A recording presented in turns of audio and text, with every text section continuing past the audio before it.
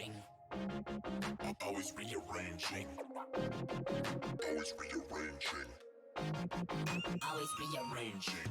We are who we are. That is constantly changing. Always rearranging. Always rearranging.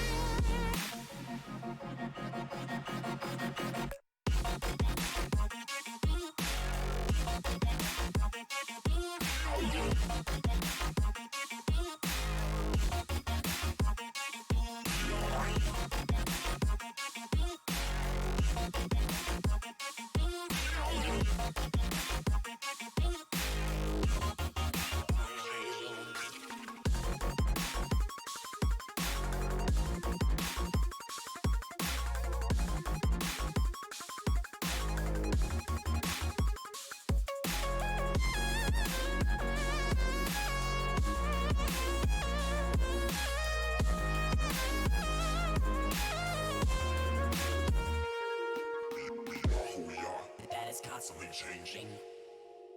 Always rearranging. Always rearranging. Always rearranging. We are who we are. That is constantly changing. Always rearranging. Always rearranging. Always rearranging.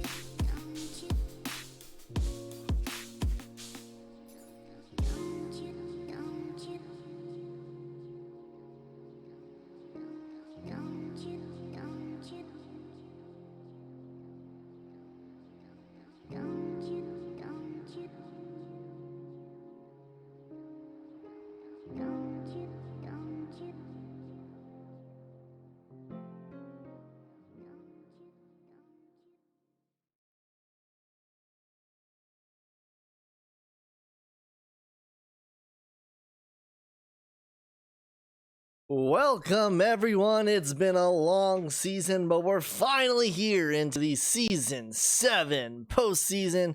I am Fisac on the call. Make sure that you give this stream a follow if you don't mind it. And then if you would like to join on the stream, feel free to hop into the general voice chat.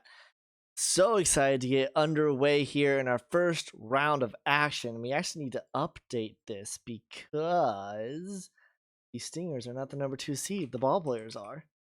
And the number 5 seed is not the ball players. The number 5 seed is the Stinger. That's the way that works. That's the way that math works. We are headed first to Shaka Sports Turf to get underway our first matchup. It's Dragons versus Vikings. Minshew on the mound for the Vikings. Cosmo on the mound for the Dragons.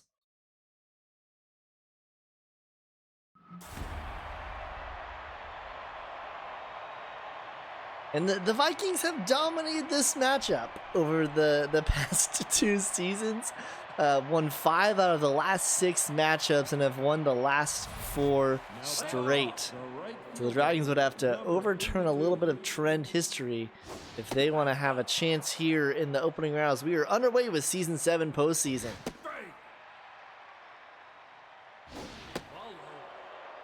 Ryshak.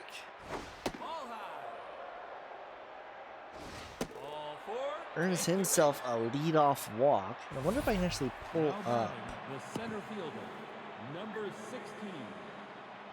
stats. Gary Shelton.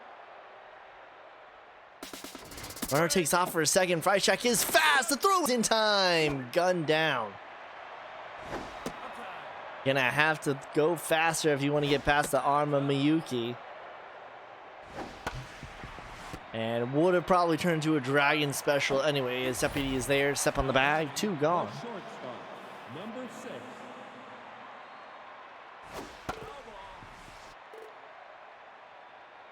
That's inside.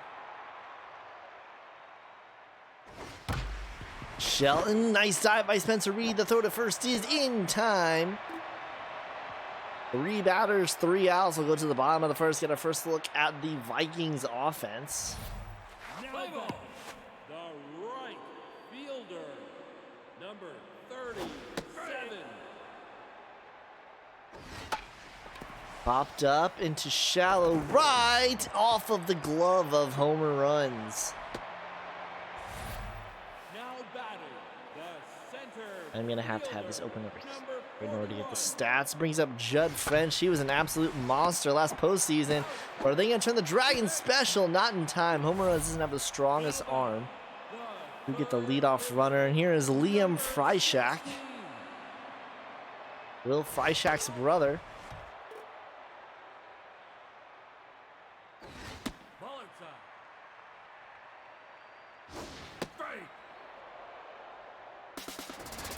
Runner takes off for second, and it is not going to be strike him out, throw him out, as that's a poor throw by Atwood. Number 10. Brings up Gage Deputy. Not the best fielder in the world, but it's got a decent bat.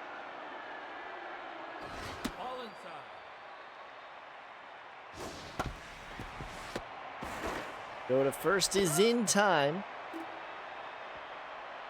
So far, both teams finding a way on base, but nothing happening so far. Head to the top of the second. Now batting, the designated hitter. Starting off with Betancourt. This season, not doing too hot. 250 average. .81 OPS. 14 hits on 56 at-bats. She will earn a walk. The 11th walk of the season for her. Now I'll bring up Harry Von Crum, captain of this team. A 1.022 ERA this season. Good for a 3rd best on the team. 21 for 55, 2 home runs.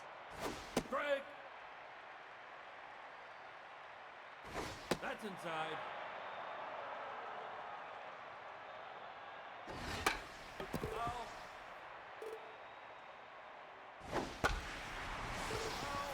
Fouled off, 2-2. Swing and a miss. He gets rung up there. Now bring up homer runs. The other part of the acquisition leads the team with a 1.129 OPS, a 393 average, 22 for 56 on the season. Has really turned it around from an abysmal last season. What a great grab there by Spencer Reed, but will not get the Dragon special. Now batting, the 3rd baseman, number 24. Freddie Jupiter, 1.095 OPS this season, 16 for 49.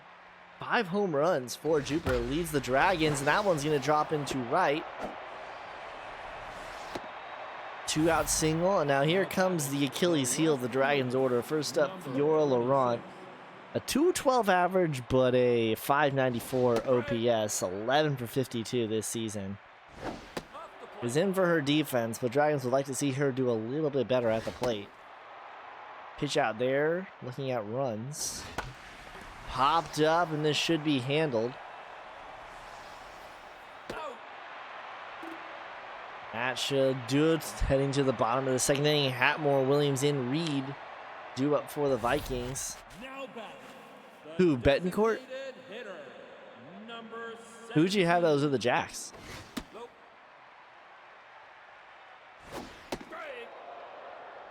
Whitney. This one is hit well, tracking back at the track, at the wall. It's out of here. And Hatmore starts off the scoring, 426 feet into left.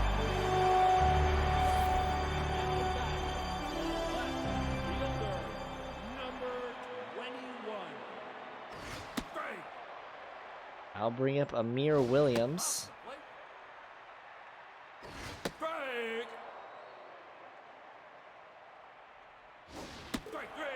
And he gets rung up there. Now batting, the shortstop, number 69. Ball inside. That's inside. Break. Riley Reed No. Take your base. earns herself a walk. Now batting, the And second get baseman, everything pulled up here. Spencer Reed this season. That one's over the glove of Harry Von Crum. Runner will head to third. So the Reed twins are aboard. Spencer Reed came in with an 888 OPS. Now here is Kazuyuka Miyuki. Vikings have already scored one, looking to get more. Miyuki, 265 average, 660 OPS. Runner takes off for a second. The throw is in time. Now Cosmo with a chance to get out to limit the damage to one. Popped up, shallow left, and Gary Starr makes the grab. So the Hatmore solo home run puts the Vikings on the board. Win Atwood to lead things off for the Dragons. Really abysmal 590 OPS, a 196 average. 1-2 the count from Minshew. It's outside. The dribbler, Minshew, and that'll be easy to get. And back to the top of the order, Will Freishak. One of the couple R-stars for the Dragons. 992 OPS this season, 17 for 51. Had a bit of an injury. Dribbler. Oh, and this, he's safe! Miscommunication between Deputy and Minshew. Number 16. And even if he had gotten to it in time, Freishak had a lot of speed there. This one's right to Deputy, and they should just turn the Dragon special here. So no damage done. Head to the bottom of the third, top of the order, due up for the Dragons. Or for the Vikings. Fielder, number 37. Vicky Marshall, 849 OPS, 18 for 60.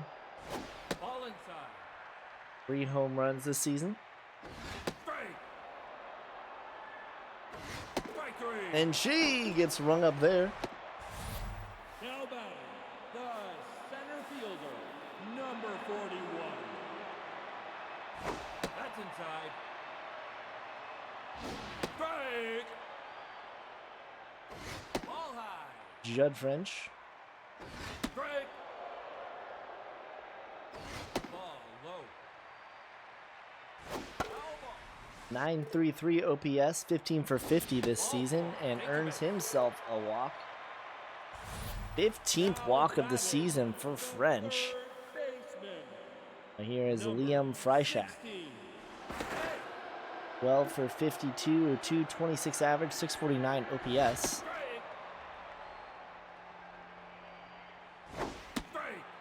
It's a great question, Josh. Will Judd French show up? He really did show up for the Vikings. Honestly, was the reason why the Vikings were so dominant last season.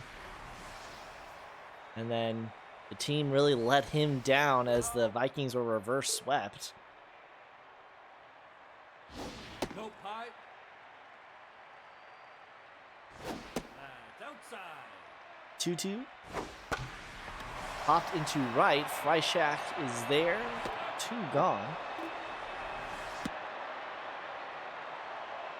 A quick look at the pitching statistics. Wanda Cosmo, an 11.63 ERA. Surprising giving her stats, as this one is dribbled. Go to first in time. 2.12 whip. 18 strikeouts coming in. 30 hits, giving up 25 earned runs. Almost 20 innings pitched. Number 6. Gardner Minshew on the other side. 5.042 ERA, a 1.441 whip. 22 strikeouts through 25 innings pitched. Ball inside. Strike. Full count to Star. Take your base. And misses it, so Star will get aboard. Now batting. I'll bring up the designated hitter, Betancourt, who will most likely be taking over first base duties next season from longtime captain Harry Von Crum. Ball low. Strike. 2-1 to Betancourt. No, outside. He's outside, 3-1. This one is hit into left, but that's gonna die right into the glove of Amir Williams. 1 gone. Now batting. The first baseman. I'll bring up Harry Von Crum. 89. Are there anybody that you guys think have the best chance to shock the postseason?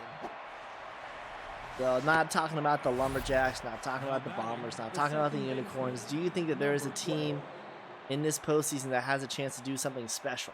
Strike. This is homer runs, runners on first and second after Von Crum reached on a single. Rip Stingers.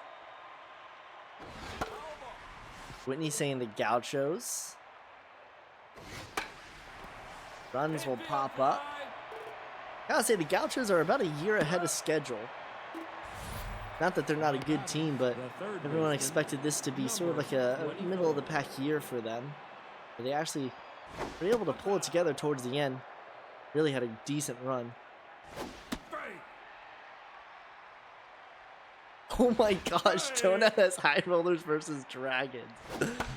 That is an interesting decision. And he gets swung up there. Jupiter caught looking. Still a 1-0 Vikings lead. Now batting. The designated hitter. Patmore's first time up, put the Vikings up. 17. Right. No. That one just foul. And he gets run up there, caught looking. Now batting. The left. Large just saying he just wanted to make playoffs, don't really care what they do, so you got people to minus next season. Strike. If the GCH bullpen can get it together, they can make a run. Inside. Strike. 1-2. Nope, high. 2-2 to Amir Williams. Dribbler, homer runs. Go to first in time. Now batting. The shortstop. That is a good point. Yeah, Bombers were only 8-6 last season.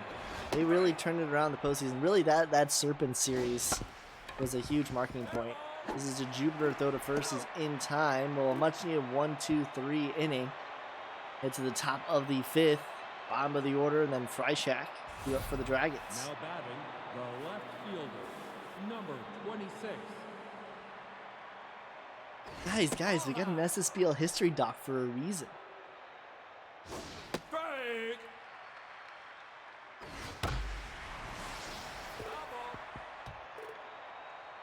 Yeah, season 5, the Skulls were just so dominant.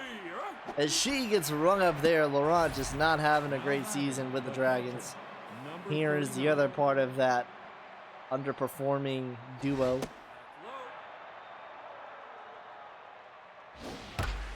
This ball is hit well. It's tracking back to the track to the wall.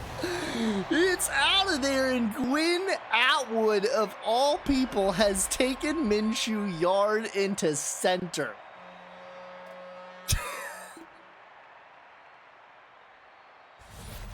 Now batting. Of all, if you were to tell me that a Dragon was going to hit a home run today into deep center, based off the lineup, Gwyn Atwood would have been my 9 of 9 prediction. He would have been the last one. That one's right to Freishak for the second out. Now batting, the center fielder, number 16. March underperforming. Well, here's someone who is actually underperforming, is Harry Shelton, and he's going to get down in mojo as well. Now batting, But the Dragons tied up. That's what I'm saying. Deep into center at Shaka. Popped up into right. Whoop. Everything's fine. Everything's okay. Everything's good. Everything's good, guys. Everything's good. Hold on. It'll find itself. It'll find itself. It'll find itself. There we go. There we go. There we go. Bisac playing as Dragons confirmed. No, it was just like lag. Is it like going slow to anybody else? Yeah, this is really going slow. Why is it doing that? I was loaded into the game and it was going slow. But then I pull out of the game and it goes regular speed. I don't understand it. It lags when I'm in game. Star throw to first in the dirt. Harry Von Crum resurrects it. Ooh.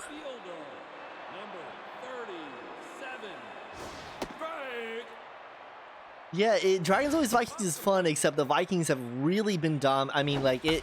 If you look at those, like the matchups in the past, it's just like, I mean, 4 straight wins for the Vikings over the Dragons. That includes the 2-0 in the divisional last season, as well as the 2 wins this season for them.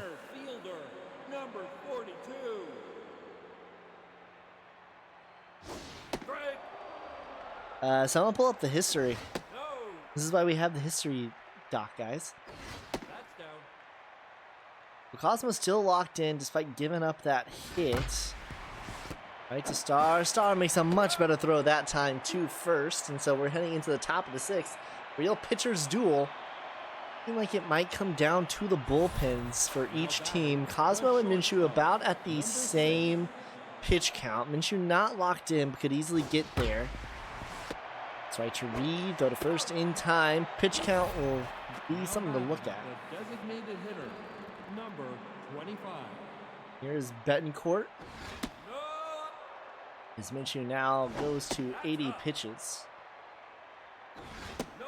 You know, I think Minshew was locked in, and then that homer probably knocked his mojo down, as he does issue a walk to Betancourt there, and that'll bring up Harry Von Crum. Number 89.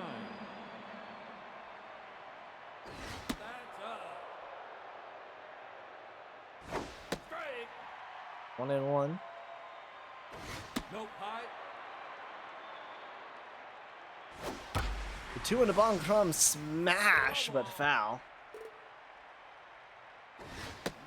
Just tie. Full counts. That one a little early again. Minshew closing in on 90. This one through the right side, and that one will get past Spencer Reed. Well, Reed has been really good at second so far today. Gotta think that Bun Bright would like a little bit more from him there, though. And that will do it for Minshew. In comes the big guns, Bruce Hot Mike. Get the stats on him. Hot Mike this season, 3 ERA, 1.629 WHIP, 16 strikeouts, 14 walks, and they're going. Oh, I thought they were going to turn a Dragon special. That would have been a what? That would have been a 2-5-3 Dragon special, but they do get the leadoff runner. Now here is Freddie Jupiter.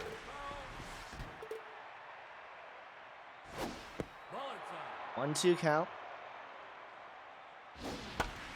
Left side off of the glove of Freishak, but the throw to first will be in time. Go to the bottom of the 6th. Cosmo at 73, most likely her last inning here. Let's see if she makes it the full 6. Has to deal with the heart of the order here.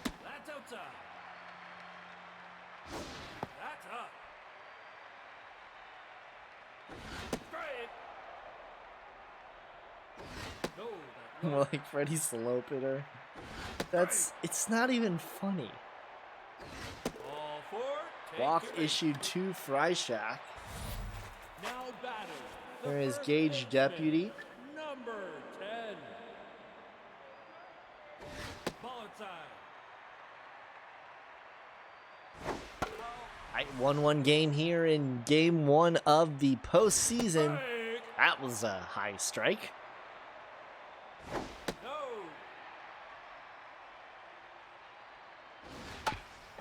Swings on a dribbler, won't be able to get the Dragon special, but will get Deputy. 1 gone. Well, I did it to humor you. Here is Hatmore. So far the only run today for the Vikings. Has a runner in scoring position at second. Quickly 3-0. That might knock Cosmo. Looks like it's not going to knock Cosmo from locked in. She's still going to remain locked in. Here's Amir Williams.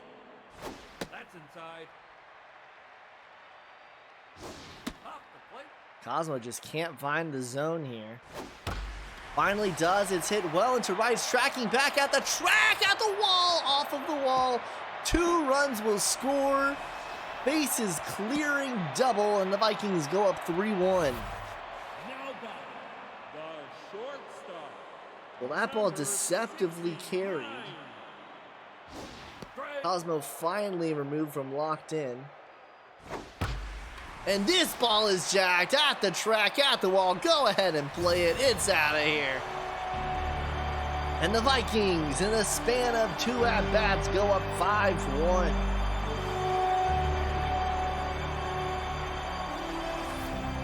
Cosmo left in a bit too long there. And finally, here comes the rookie, Jar Jar Jackson. That one's right up the middle, so the hits start coming and they don't stop coming. Jackson, a 7.56 ERA, 1.92 whip. 6 strikeouts, 11 hits given up. Homer runs with the dive. The throw to first is in time. 2 gone.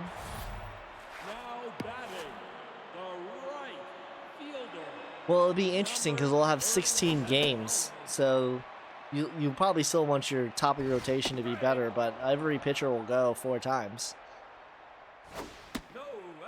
They'll still want a good bullpen, though.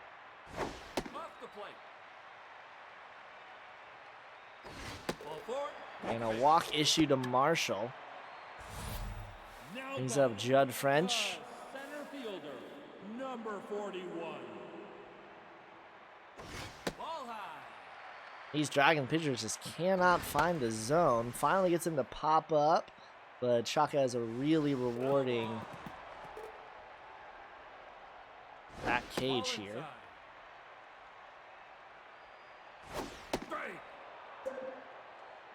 2-2. Dribbler, Von Crum. Throw to Jackson, stuff in the back. Never take those for granted anymore. Ever since they made it so that pitchers drop those more often. Never take those for inches. But 4 runs scored by the Vikings. Now bringing up a tense 0-for-2 Fiora Laurent.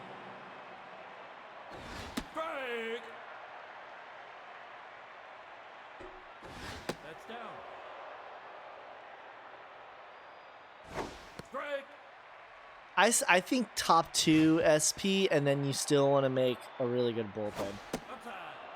Who knows? When they release that update, that's really going to change things too, right? Swing and a miss, and Laurent is 0 for 3 today. And now here's a locked-in Gwyn Atwood. Never thought I'd say that. And this ball is hit well into left, but this one will die. Mayor Williams there. Now batting the right fielder. Back to the top of the order.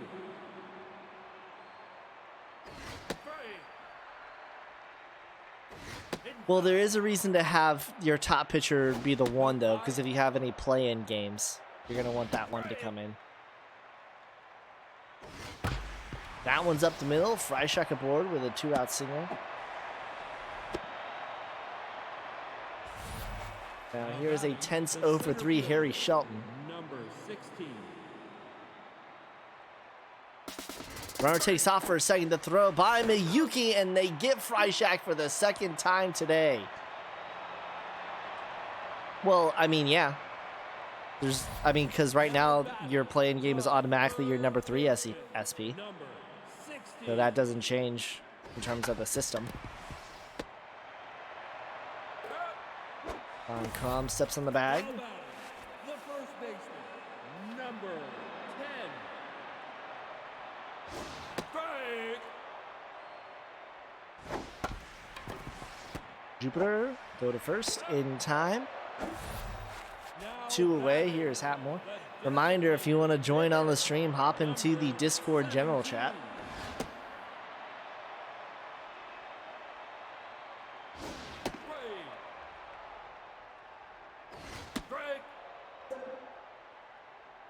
K-Man activated for Jackson. Full count. And he gets the call. That was very far off the plate, but nonetheless, we'll head to the top of the 8th. Dragons running out of outs here in game 1. Shelton pops up, and he is 0 for 4 today. Yeah. That was very beneficial. Not Mike doing well here. 1 hit, given up in 2 innings. This one popped up into shallow right. Feed is there, and that'll bring up Betancourt. Designated hitter, number 25. That's inside.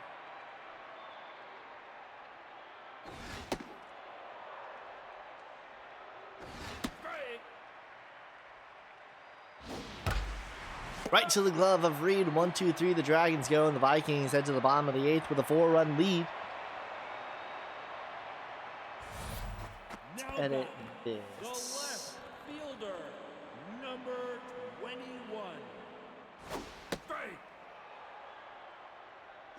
No. So it's the number 3 Goucher. Strike 3. And he rings him up. Now batting, the shortstop, number 69.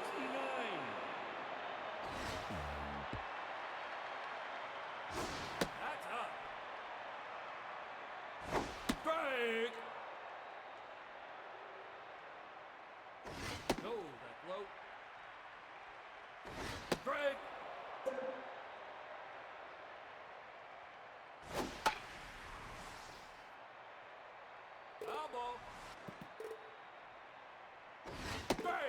As he rings him up, back-to-back strikeouts.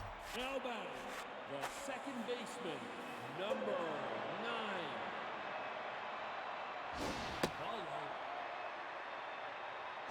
Right. And then on the other side, it's high rollers. Quick 1-2-3 inning, but so far that 6th inning really the decider of this game. Vikings 3 outs away from taking a lead. And McMaster will come in at first as a defensive substitution.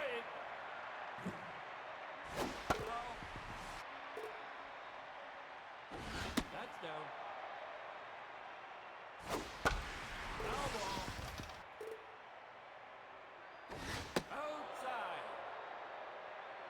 Josh already calling game one in the books. McMaster steps on the bag, one gone. Now batting, the second baseman, number 12. Brings up homer runs, 0 for 3 today. Strike. Hot Mike locked in. That's down. Ball outside. Strike. Strike three. Swing and a miss. He gets rung up there. Dragons down to their last The out. third baseman, number 24. And the Vikings will look to take one game lead heading into tomorrow with a chance to advance to the divisional. And they will do just that as this one's popped up behind the plate. Miyuki makes the grab. And that'll do it for game one. The Vikings score 4 runs in the 6th. I have no idea, Aggie, if I'm being completely honest. 5-1 your score. Only 6 hits for the Dragons, only 7 for the Vikings, but 5 walks for the Vikings, 4 walks for the Dragons. So Dragons just not able to convert on the base paths. Cosmo stays in too long. Yeah, I know we need people to do it. Like I'm contributing because I know league office needed it, even though I've got lots of responsibilities to balance and stuff. It's all supposed to be recorded. Hot Mike will get the win. Reed, then Hatmore, then Atwood, your players of the game. That'll do it for game one, and we're gonna head to Red Rock Park. Interestingly enough, this matchup between the Stingers and the High Rollers will take place only at Red Rock Park.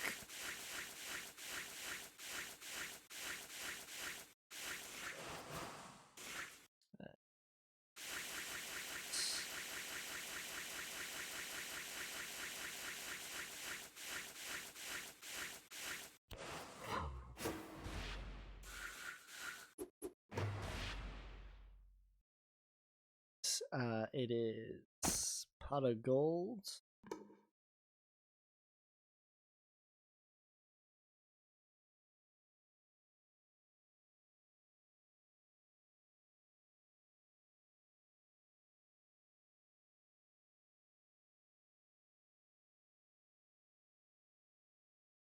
Well, this isn't right. Also Texas. The 4 the grass. Mako B beds pixel.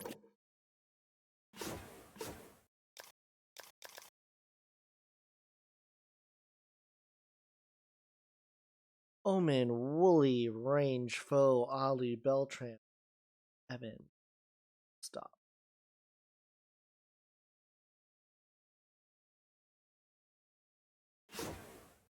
Boston on the mound. Yeah, it's a Red Rock duel.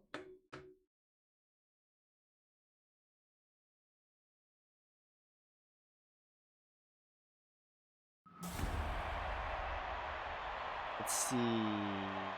Vikings got the win there.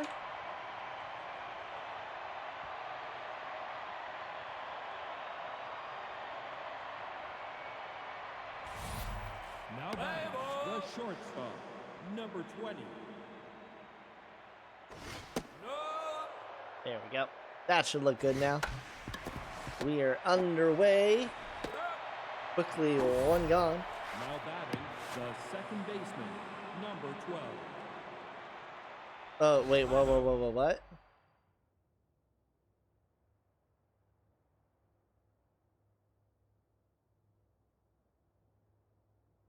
Where is that?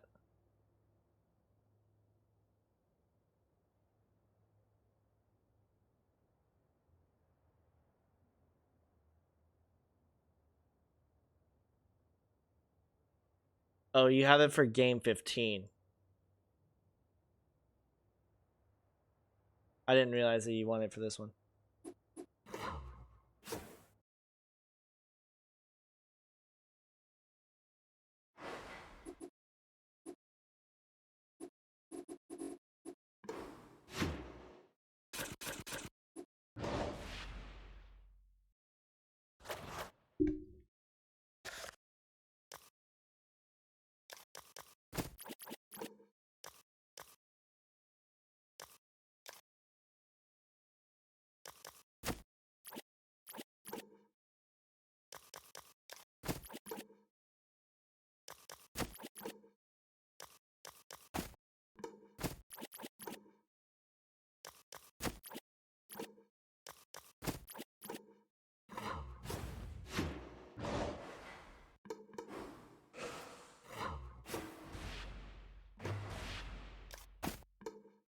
that right?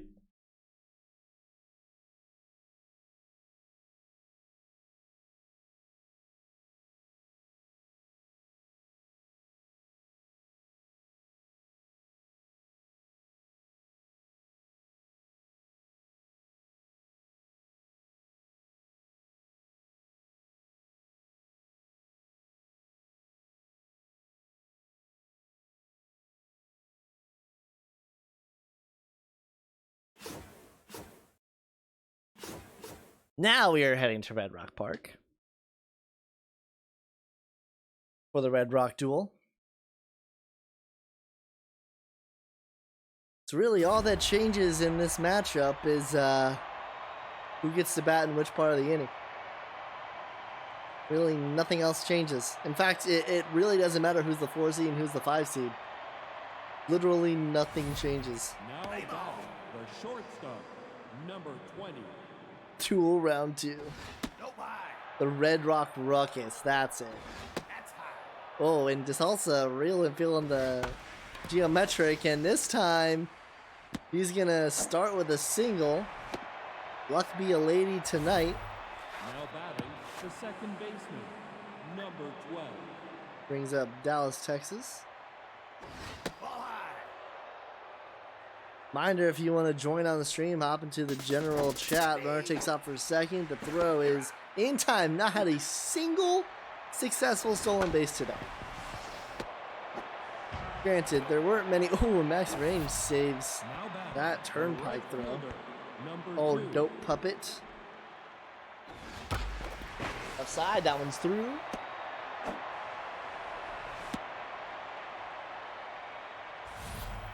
Now batting the designated hitter, number 22. Jackson Moore. To the right side. Back-to-back 2-out singles.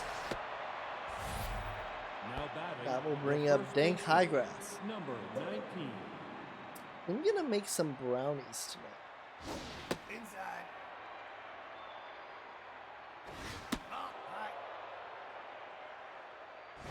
Follow. Stay. No ball forward. And a walk issued there to Highgrass. Now batting No, the just regular catcher, brownies. I don't number do 3. any of those recreational things. So nobody out, or nobody on with 2 outs turns into bases loaded 2 outs, and here's Garcia. And Garcia's gonna pop this up. So the Stingers threaten, but maybe Pervez should have been starting. 3 hits, no runs scored. Now High rollers. the Lead things center off in the bottom of the inning. fielder, number 27.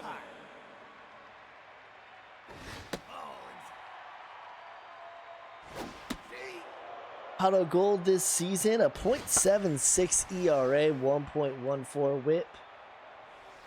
2 earned runs in 24 innings pitched.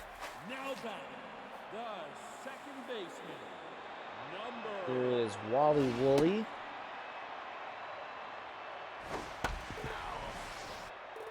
.103 OPS.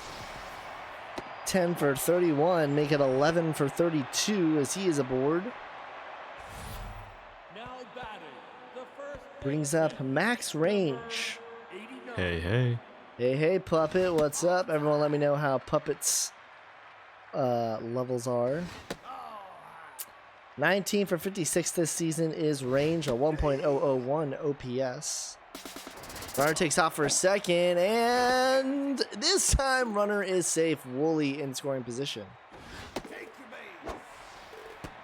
That'll be a walk to Range. Now batting the designated Brings up hitter, Becky Foe. number 4. Not much better. 18 for 57, 1.093 OPS.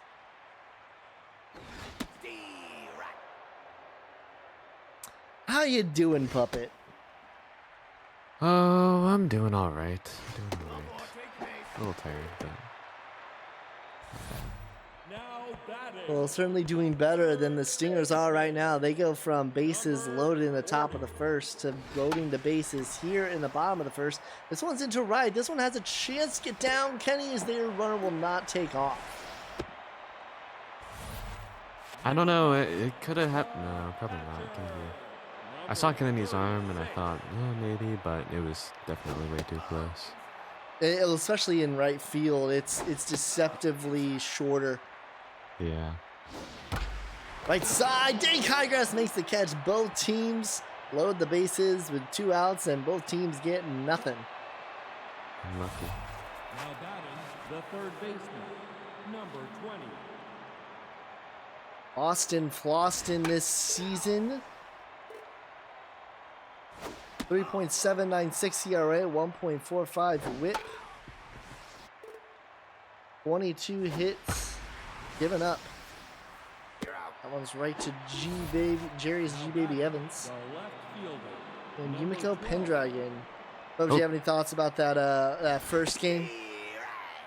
I caught about the second half of it, so not a whole lot, but definitely Vikings had a pretty quiet, season. There was really not a whole lot of excitement about them. It was mostly, lumberjacks, moonshots, bombers, unicorns, stingers, that type of stuff. So I am pretty excited to see how the Vikings perform this season. Or this postseason, pardon. Great move there by Max Range to at least stop the ball and turn the out. Yeah, and that Vikings-Dragons matchup continues to get one-sided, as that's now 5 straight wins for the Vikings over the Dragons and 6 of the last 7 as well. Yikes. Ooh, beanball. Right to Turnpike there. Well, we go from a pitching duel to honestly a comedy of errors so far this game.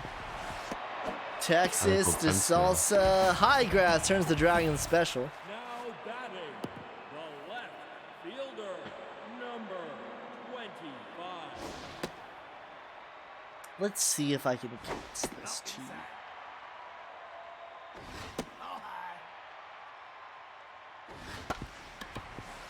Highgrass.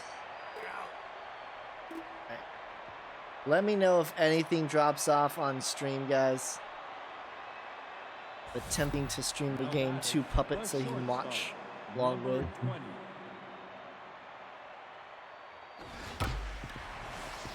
First swing right to Turnpike, throw to first in time, one gone. Now batting, the second baseman, number 12. Dallas, Texas. So really the name of the epic this season is, can anybody contest the Bombers or Unicorns? We'll get to see the first iteration of that tonight when the Cyclones visit. I don't know. I feel like it's tough for any team outside of the Stingers, really, in the Epic for anyone to compete. I mean, Cyclones, very up and down team. I mean, they could, get a lucky win against one of these guys, but I don't know. It's going to be a nice hit into left field. Runner's not going to go home, but it's a double. Yeah, and then ball players. I mean, they did take the conference, right? Was it? So they took their division. I don't know if they can win a full-on best of 5 though. Well, they Or are maybe going it's a to best of be 3. without Aubrey Hendricks for that divisional series. They will get her back for a conference matchup. Yeah. It's popped into left. Is it deep enough? Runner's going to go home and throw by Longstop. He's got no arm. So the Stingers will go up 1-0 here in the top of the third. Number 19. Who else is it? Who's in there? The Epic, the last one. So it's Epic, Bombers, yeah. ball players, Unicorns, Stingers, High Rollers, Cyclones. Stingers, right? No, the Stingers didn't make it. Stingers are right here. We're literally watching I'm the thinking Stingers. Serpents. We are literally watching the Stingers play. The Stingers literally just took the lead in this game. Stingers did not make it. Okay. Listen, guys, I know I'll believe it when I see it. we've been talking about the lies in society. No one is talking about the fraudulent Stingers, man. Everyone says that they made it into postseason, but Puppet doesn't believe it. It's just the Walkers put a bit of paint on their jerseys and Well, as a donut was thinking, saying, they're wearing blue at home. oh yeah. Well, they're away. Blue away. Hmm.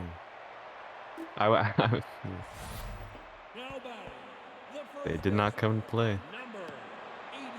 Well, at the moment they're 1 up, so we'll see. Next range here.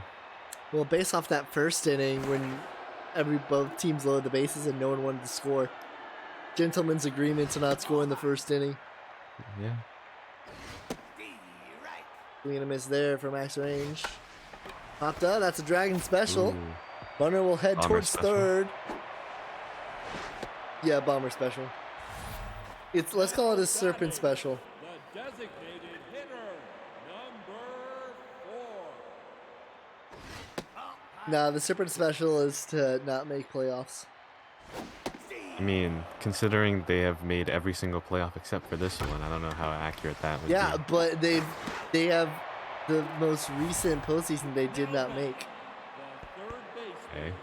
You could call like I don't know, making the play-ins and then not making playoff a serpent special. I don't know. In the meantime, talking about other teams, High Rollers score 1.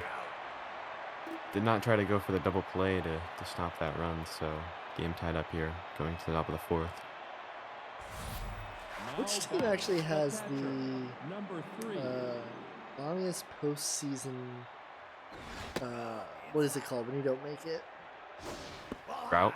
Yeah. Let's see.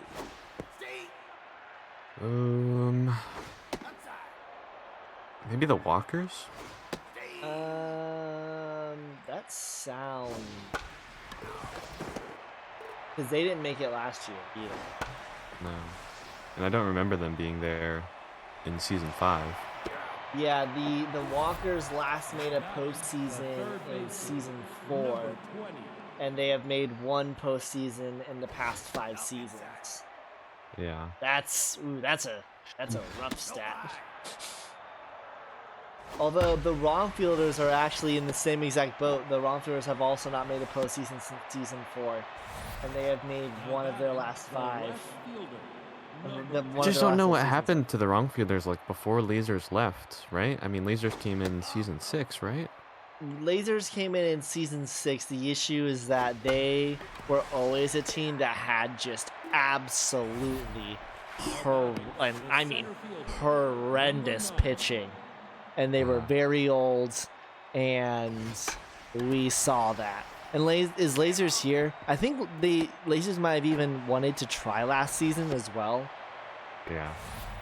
Well, I think So that I don't certainly think set back their that would not timetable. have been a great idea because you see what happened to the overdrafts. They were in a really great position to, get set up for a rebuild, and then they, sort of half went in this season, half didn't, and you just can't do that as a team like the overdrafts, Like you're not set up for a Wildcat style team where you're still working towards youth, but you're not going for a full rebuild, but you're not also going full on in.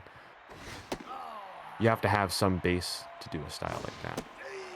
Yeah, Marge is a good point there. They're not going to be making it anytime soon. Both the Walkers and the Wrongfielders probably will not be making postseason anytime soon. Which really, I mean, you look at, postseason next season, which don't know if we're going to be doing 6 teams or 7 teams per division. But if even if it remains at 6, like, you look at the 4 teams that didn't make it this offseason in the heroic, at least the Wrongfielders, the Overdrafts, the Walkers, and who are the other team? That does what I am curious about is if we're having 3 divisions, right? Yeah. The top of each division, Yeah. who gets a bye? Does Well, one- and do we send if one we were team? to hold steady with 6, it would be still the top 2 divisional seeds, Yeah, I just feel like which is the way the NFL worked for the longest time. you get pretty close, but yeah. I think you would probably do it based on matchup, like instead of I guess so.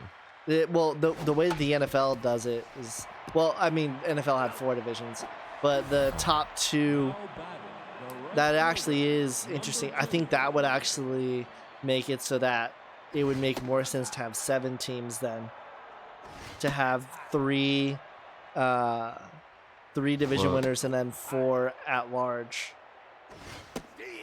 Because that way Then the you- one seed gets the bye, and then the Oh, no, yeah. nope, that's not the way that works either. Nope, that's not the way that works You either. sure? That sounds pretty good. I mean, No, because then the 4th seed, which is not a division winner, would be hosting. mm, So how would you do it? I don't know that you.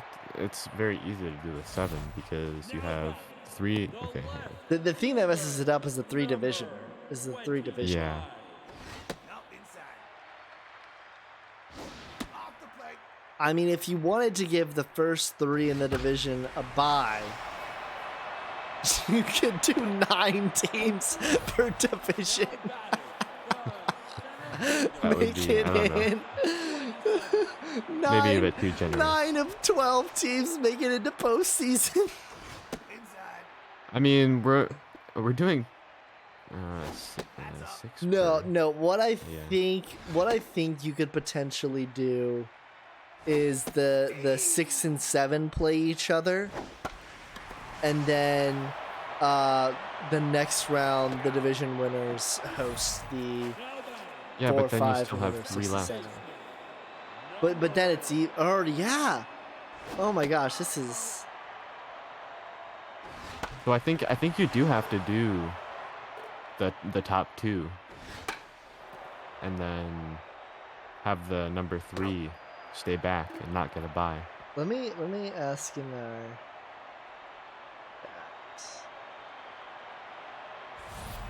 How batting, the many first baseman, postseason- number 19.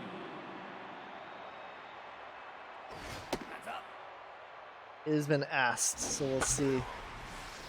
Because yeah, you gotta give. I think the thing that's screwing us up is how do you give that. I mean, I guess you could host and not be a division winner. How does MLB do it? That's the MLB has 3 divisions. Well, they have. Now Okay, I'll take a look. Hang on. One of the division winners wouldn't get a bye, is what they're saying. So the force in that case, then the top rated at large would host then. Oh, we're not doing it MLB style because then only 4 teams per division makes it, or 4 teams per conference makes it. Oh yeah. Well, couldn't you do a second like wild card? batting, the third baseman. But the whole thing is that the top rated the top 3. rated wild card would get to host. Ball inside. Ball inside. Runner takes off. There. Ooh, Czar B beats it out. The left fielder, number 12. Yeah. Really Oh great my chance here gosh. for the Oh, Stingers. that's what Donut Boy meant by they can't decide, is that they're glitching in between white. If you look on the if you look at the at watch, they're in white, Oh yeah. and then once it flips to blue. It's like the magic tricks where they change their clothes, you know, like. No the one. old, Why is no one letting the team know before they go out to the plate that they need to be wearing the blue? It's the old Dropkin glitch, right? Yeah. This one's popped into right, and so the Stingers threaten. But do not get anything. We'll head to the bottom of the inning tied up at 1. So last time that we headed to the bottom of the 6th inning was the previous game, and the Vikings put up 4. So the High Rollers going to put up 4 here. Stingers are slightly hitting more, but not any Ball high. runs to show. Full count to range, and he walks. Yeah, yeah, they go up. See, look, the high rollers have gone down. The high rollers know what uniform to show up to the plate with. The umpire is telling them they have the wrong one. He's like, hey, I got a spare penny that you can wear over top of it. Might help. Look at even look at Garcia's crotch, and you can see the white bleeding through. Also on her shoulder. See, even here, it has her as white. Yeah. Okay, Oh, now- and it switched back twice. It puts her pads in white, and then her crotch is white as well. So Garcia is running back and forth every at bat as well. It's like glitching through her He fits one in the glove. protector.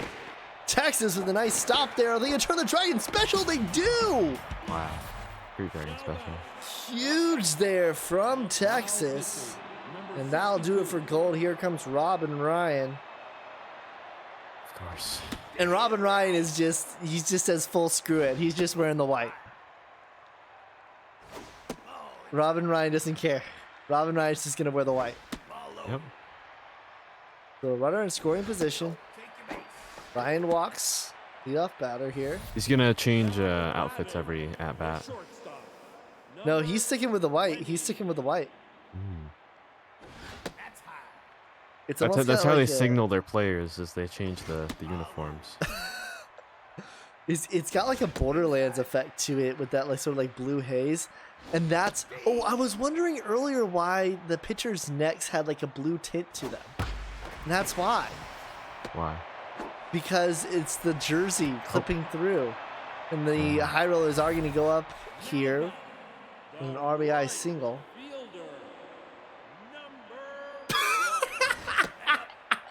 Josh just said minimum one postseason team. Good to know. Good to know. Sorry, men's per conference. Josh said one team is gonna make it from each conference. Man, they're going straight to the Super Series. Yeah, so that's partially on me. I asked how many postseason teams per division, not per conference. One. Just the division winners. We're really doing it MLB style, except screw the wild card. So just like the previous game, the home team scores in the bottom of the sixth to take the lead. Now batting, the shortstop, number 20. Same as current.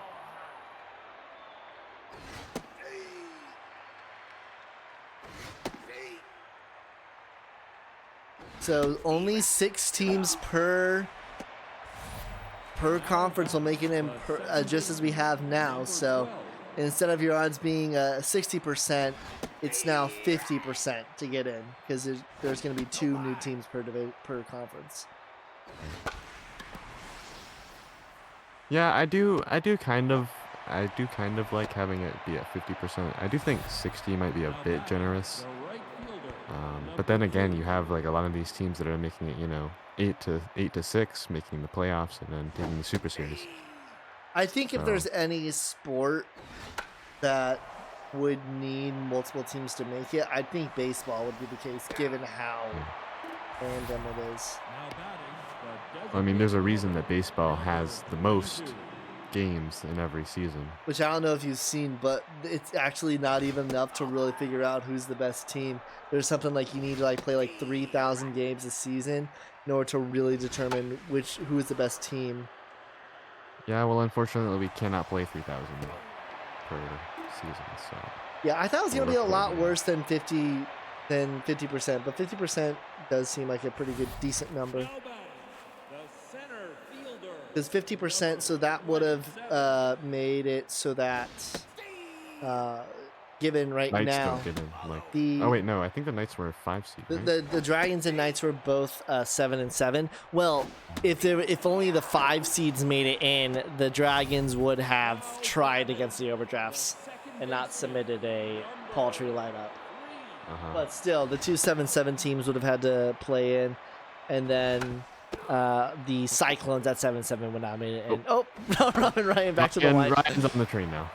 Ryan back to white. Ryan back to full white as well. Follow. And he gets rung up there. Now back. The first baseman. You know, I think the High Rollers could make really good use of one of those the swipe jerseys because they have pretty vivid colors. Their colors are so contrasting to me. You're out. The only issue is like red and blue just means McDonald's nowadays, you know, or red and Red yellow. and blue. Ah, yes, the Wildcats colors. Immediately what I think of is McDonald's. I do quite like the Wildcats colors though. I think the blue works really well.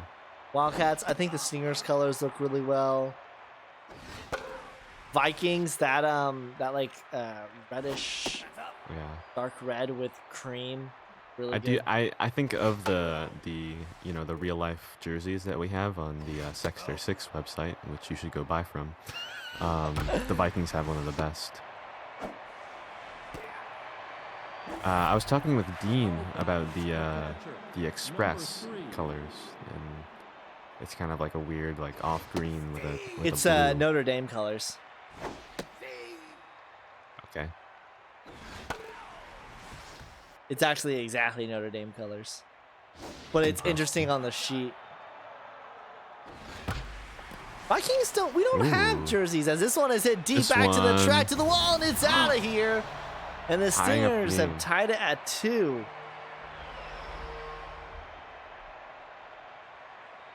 Wait, what's the Wildcats MAGA shirt?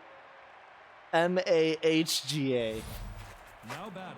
The Make third Alan baseman. Hiker good again? Is that what that is? Really. Is that what that shirt is? Guess Yeah, it so. is. It's Make Alan Hiker good again on the Sector 6 store. That's actually really funny. Oh, there's an SSBL Christmas sweater. Isaac, do you wanna do a Secret Santa, and I'll send you a sweater? And Of I SSBL? also send you a sweater. Yeah. How about we just each buy a sweater for ourselves? Honestly, gift giving is the most like ineffective way to distribute wealth. So Yeah. let's just each buy the SSBL sweater. Josh, if you want to give me a present for Christmas, give me that SSBL Christmas sweater.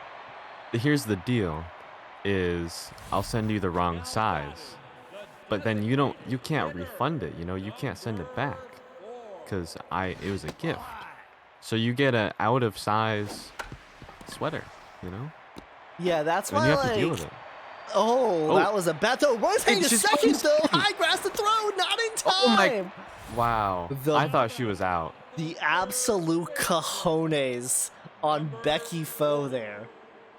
Wow. It better work out. Blind Ollie's got him. That was a Bojack-oon level play right there to just immediately turn. No hesitation.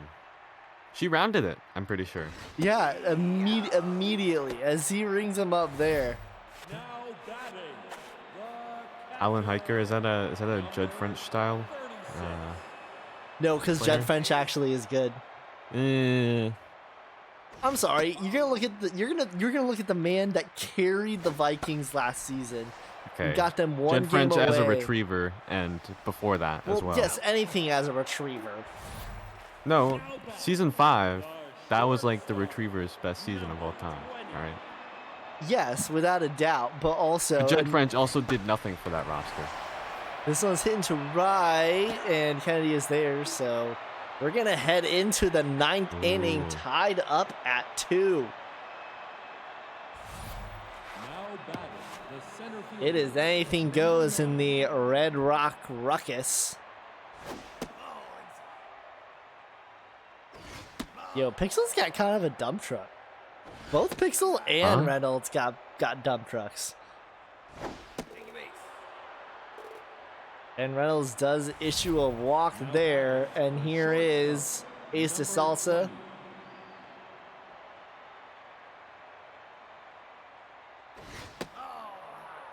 Tied up at 2. Who will take game 1? Runner takes off for a second. The throw is in time. Wow.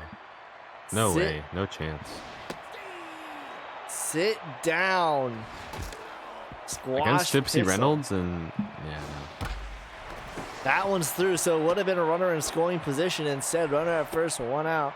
Right to Salsa's dump truck. There are not enough stats to rate it. There's not a high enough number.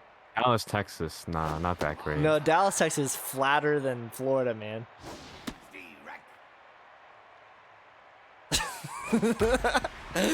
This is Woolley Turnpike range. That's really funny, Donut. But like, you just look at Penelope Garcia's crotch here. It goes full blown white, and it's like, and Kip Armhorn is gonna Kip come Armhorn. in to pitch hit. I have never heard of this man. Does anyone know about this man? Where did he come from? Where did he go?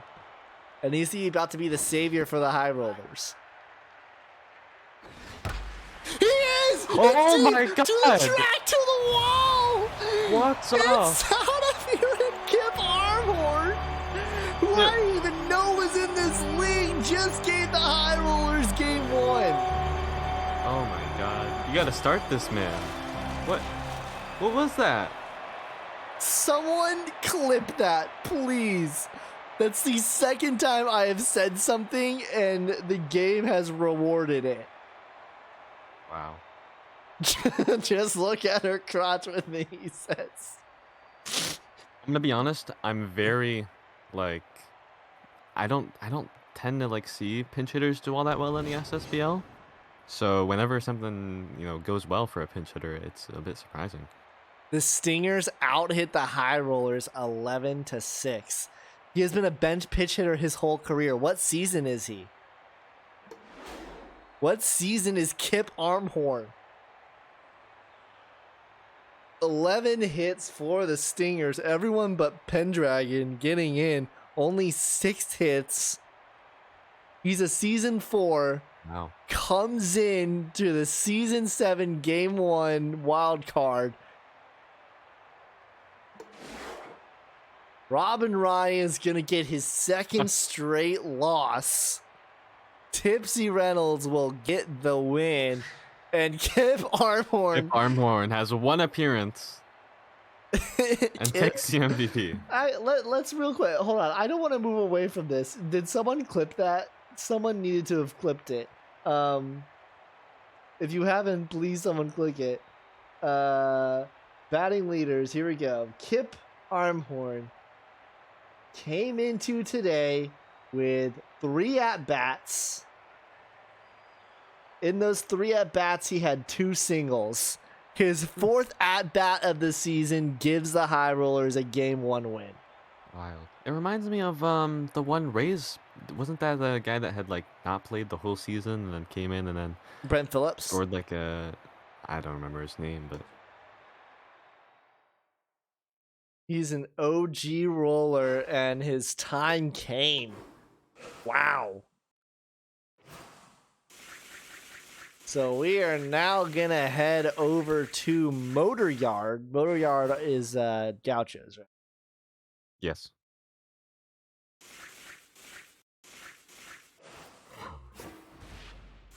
Wow. Well, if that's any indication of what we can expect from the last 2 games of today,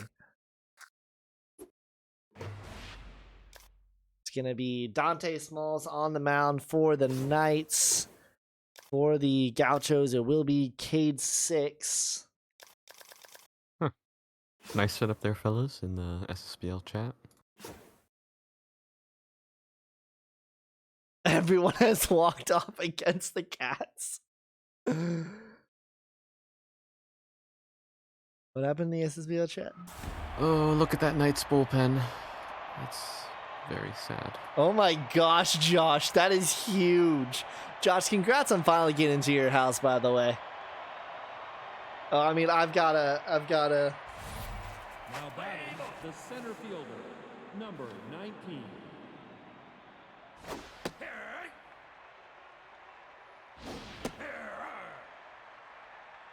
Oh my gosh, I've got so much is happening on my phone.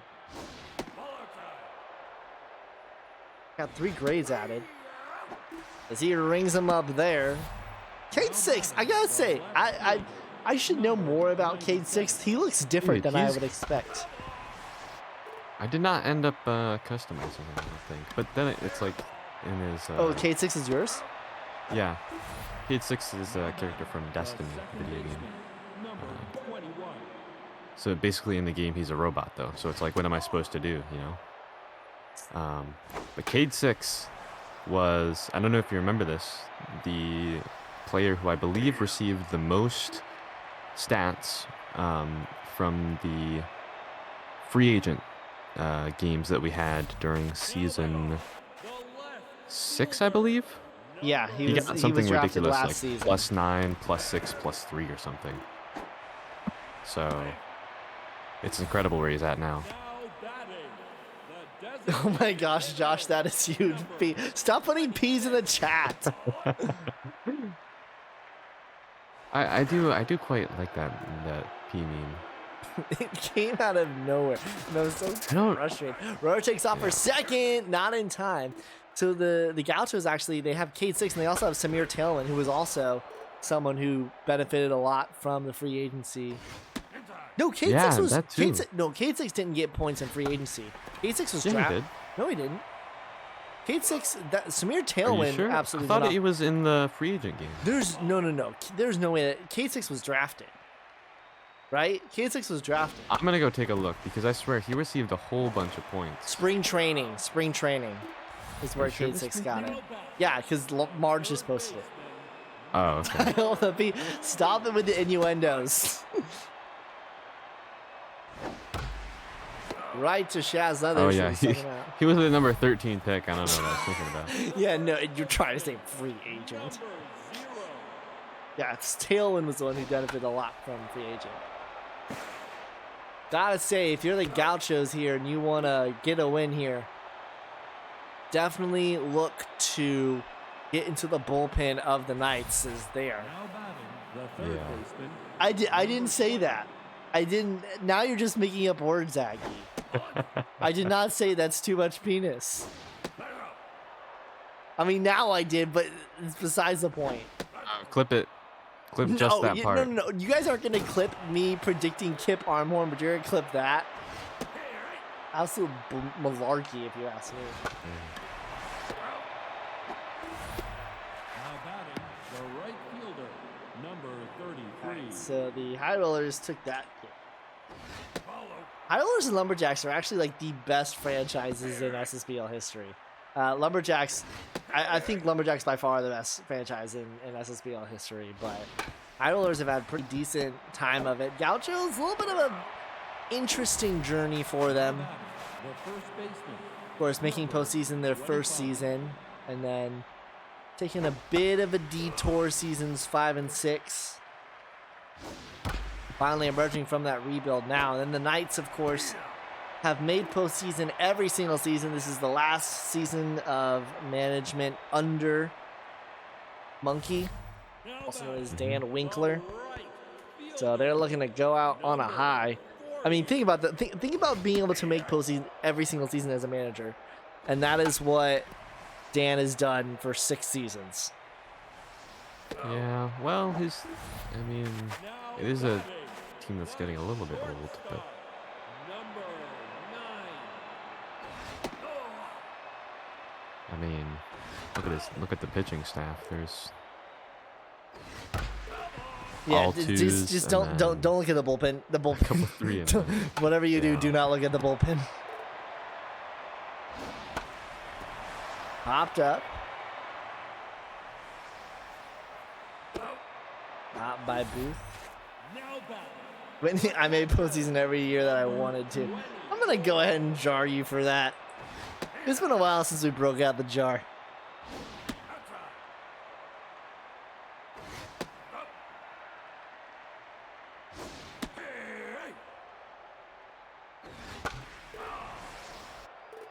Noah Walker, full count. And Smalls loses it. Now Yeah, the more pitches the Gauchos take, the higher chance they win this game. Well, they're getting a little bit on him here. If they can get him to 30, that'll be pretty decent.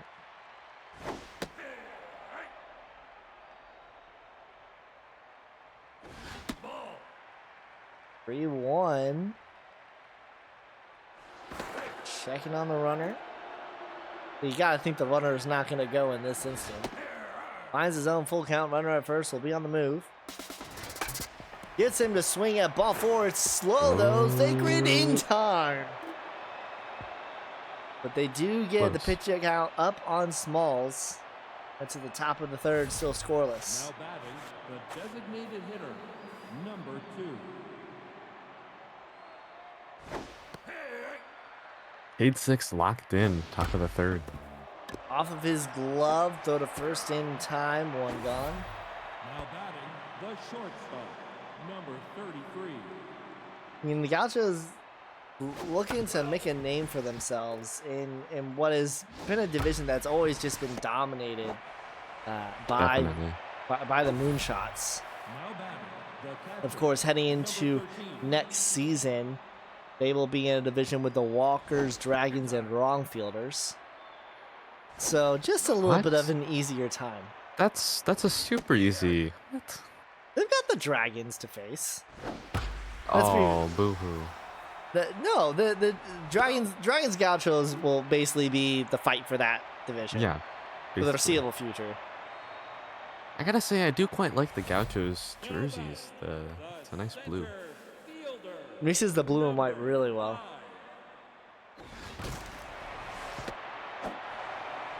Hit a first in time, one gone. now batting, Definitely need there for the Knights to get Small's pitch count a little bit more in order.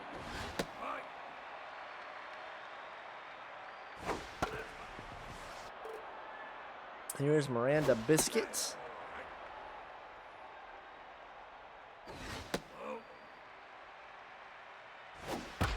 This one hit well into right, but it will die, and Ding Dong is there. now batting, the designated hitter, number It's going to be lots of retirements for, of course, teams around the league, but especially for the Knights. Be interesting to see who they lay to rest. Rock back though to first, not in time. Going too fast, that'll remove the locked in from Smalls. Brings up Athena Hex. I mean, look at her stats. She has come a long way from getting drafted by the Dragons. Go to second, not time. Oh no! Tailwind injury, inflamed Achilles. That's not good. That is not good. Let me check what that is.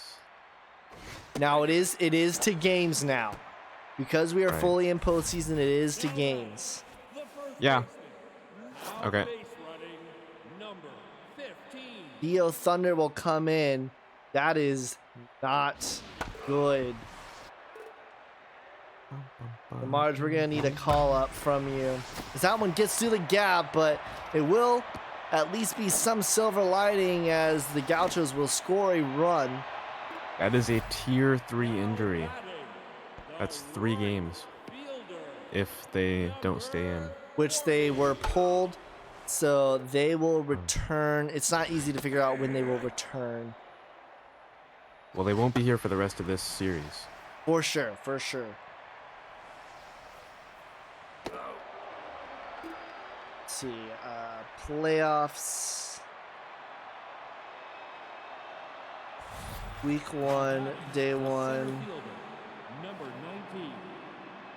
was Gauchos.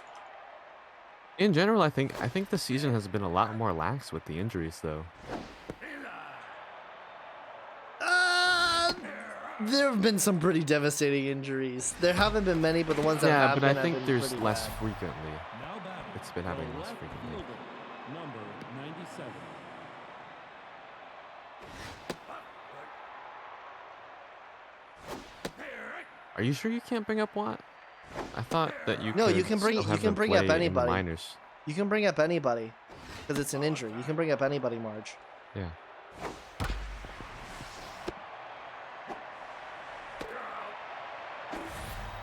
Oh, what he's saying is that Watt can't Yeah, but you play in the can- minors.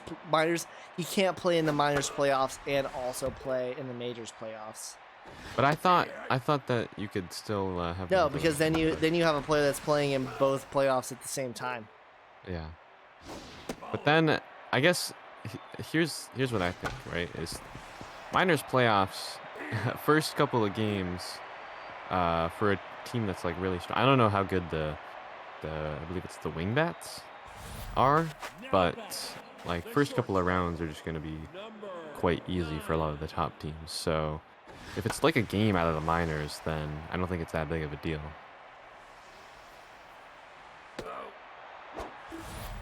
Yeah, because only the first round will be posted this weekend, so you gotta think Watt would be back in time for the rest of the minors playoffs, Marge. So Watt would only miss that first Swiss round.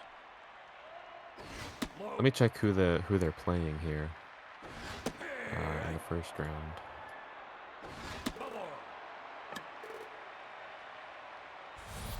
Now batting, the second baseman, number Wingbats, then number 3 would end up playing the Goofy Goobers.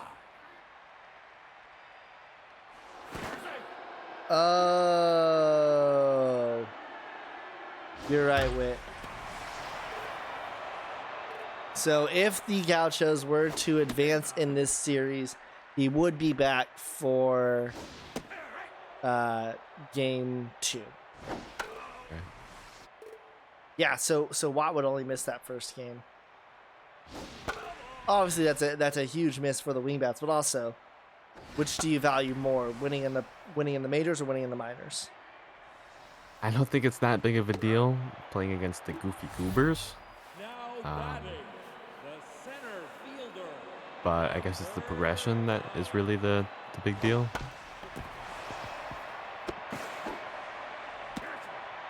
Which did we confirm? Wait, this is a question for you. Are we giving increased progression to younger players in the minors? I wasn't aware if we were actually doing that.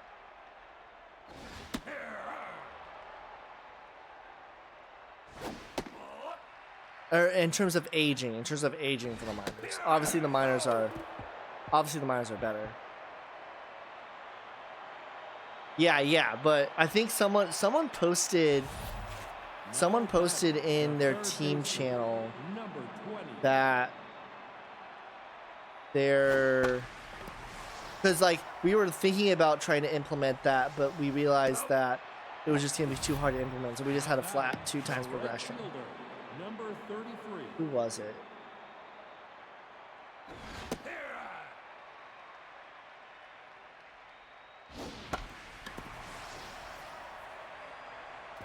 I'm just gonna get down fair. Oh, a single though. While we're talking about all this, Now batting, Gauchos take the first lead. baseman, 1-0. number 25.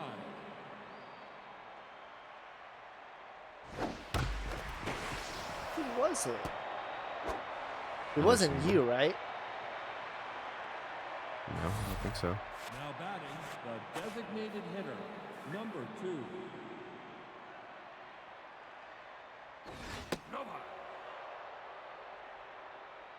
Oh, it was Elder. And that'll tie up the game. Runner's probably gonna go home, so Knights take the lead 2-1. Just like that. It's been the small Now ball. batting, the shortstop, number 33. Yeah, there so goes we'll Kate need Six. to make sure that Elder knows that. Well, yeah, originally, as this ball is absolutely jacked and the Knights are going to take a 4-1 lead. Originally, it was that, but the issue is that there was no way to implement that without assistance. Like, Now batting, the because that catcher, was number because going into that season with the minors, we still had a full staff league office, including people who know how to do stuff with coding and make everything easy. right? But we don't have that anymore, and so it's not easy to implement that. So we just do a flat 2 times. Now batting, the center fielder, number 19. So everybody just gets a flat 2 times in the minors. Which, to be fair, if you're putting in your best players into the minors, extended seasons, like, sure, they could be getting increased progression, but then that's also one less season that they can play in the majors. At that point, like, if it's like a season 4 or 3, like, you might be able to play them one more season. It's been like that every season, and it's gonna stay that way. To be honest, there's just no way. There's just not with the current resources. Well, the inning will finally end for the Gauchos, but not for a 4 spot. First time the away team has really taken a sizable lead today.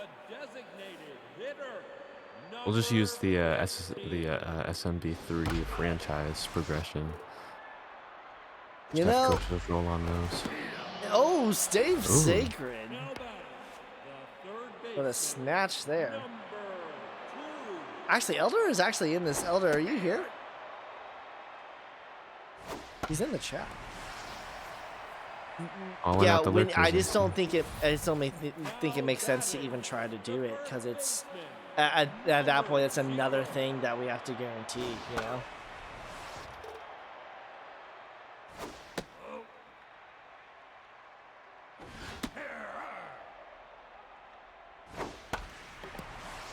Which is my whole thing with like stats progression as well, is that like at a certain point we have to think about how much are the benefits of stat progression compared to how much is being put into it. Yeah, Marge, I think that's a really good point. If people want more things, then they need to be a part of it.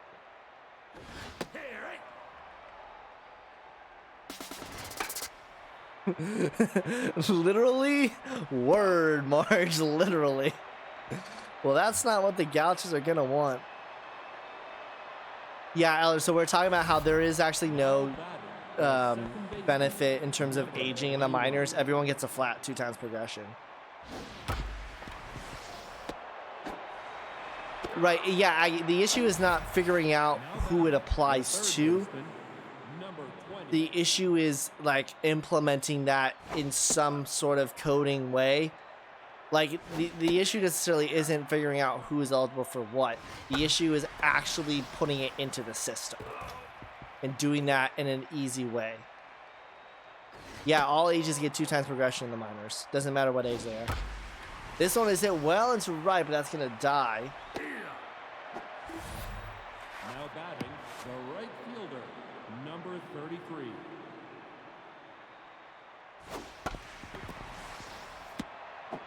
Yoshida throw to first in time. 1, 2, 3. So necessary inning there. And I mean, every single 6th inning so far, the home team has come to play. Will we see that here? We'll see. Smalls at 81 pitches.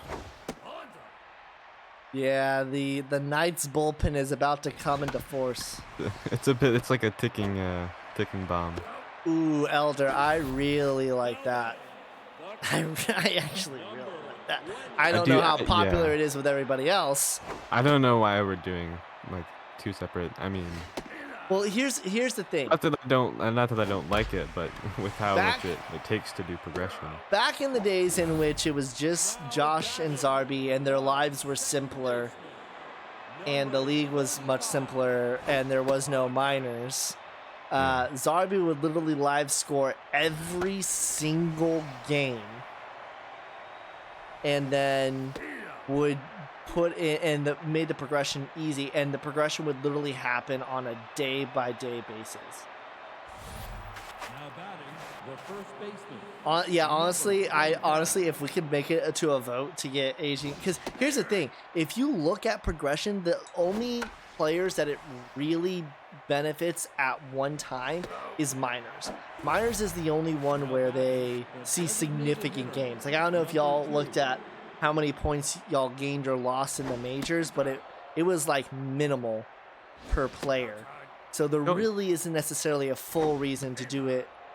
The only reason that we do it the way it is currently is because it used to be literally every single week the progression would be applied. Don't you think we could have like community, like basically everyone works towards scoring, just whoever is in chat watching, just have it I mean, like it's a couple good people. idea, but like in the past we have literally done that same thing, and every single time it's been brought up, it dies. It just doesn't it falls through every single time. Well, I don't mean like having like here's how to use the scoring. Like, I don't know if you can score through sheets or whatever, but like collaborative scoring is what I was thinking. Like, Yeah, and again, the one thing with collaborative scoring is that you couldn't really do it, like you need people to stay the same for each game, because otherwise you're gonna have issues there where you have to figure out who's doing what.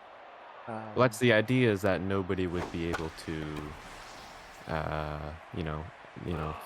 fix the stats themselves, because Well, multiple people would that's be working the on it. issue is not trust, to be completely honest. The issue is not trust. The issue is we don't have people to do it. And that's what I'm suggesting is there's a couple people here in the chat just hanging. And what I'm, at least in the past when it's been brought up like 2 or 3 times, I think, and each time it just falls through. Each time there's just people say they'll do it, but then they don't. Yeah. It's honestly it touches into like the tragedy of the commons type issue. Small's looking at 90 pitches, locked in though. Can someone put one-time progression in the off season in the suggestions so we don't lose that? Yeah, most people want to watch, not wait. Fair enough. Yeah, not only do you have to be glued to the game 100%, but also like we had more help last season with extra base hits, where someone was literally doing extra base hits for every single game for us, and we don't have that right now. I mean, we've got a lot of people saying that right now, so if we can put that in suggestions in the Discord, that would be a great help. Hummus! Hummus! What did Hummus do? He said, what about 5 times progression? So we're heading to the top of the 8th. Gaucho's running out of time here. Marge, obviously think about it, but if you could at some point do a call up for All right, well, Tilt. I have to head out for the night, so Well, thanks for joining me, Puppet. And if anybody else wants to take his place by joining in the general chat, I'd love to have you as Duke Town gets rung up. Yep. All right, yeah, so thank you. See ya. All right, see ya. Number 56.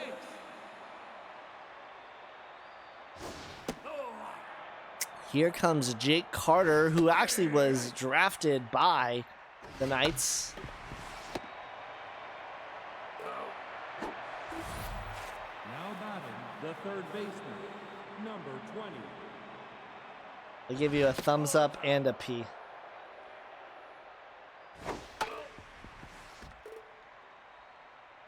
Yeah, Hummus, if you want to. Hop in. 1-2 to Kenya West. Swing and a miss, gets rung up there. Yeah, I mean, they not even like one stupid inning, like a string. Like, think about it. In the divisional, it's just 2 bad games, and you're done. You got a locked in Dante Smalls. Now, if there's one thing that could go the Gauchos' way here, is that this is probably Dante Smalls' last batter, and then you do get the advantage of having the Knights bullpen. So the next 5 outs, where they got Smalls is gonna stay in. Yeah, if you have good mics and you're gonna be good on the cast, feel free to chop into the general chat.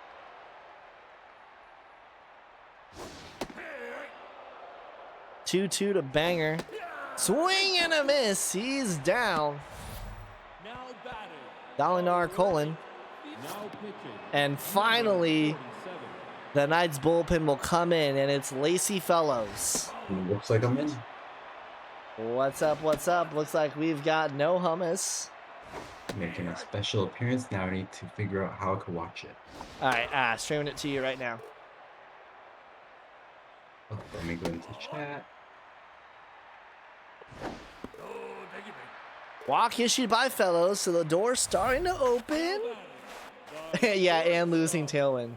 Number 9. Well, I didn't even realize it was a no-hitter. We were so deep in that conversation. That one's up the middle, and the Gauchos are finding their way right now off of Lacey Fellows. Hello.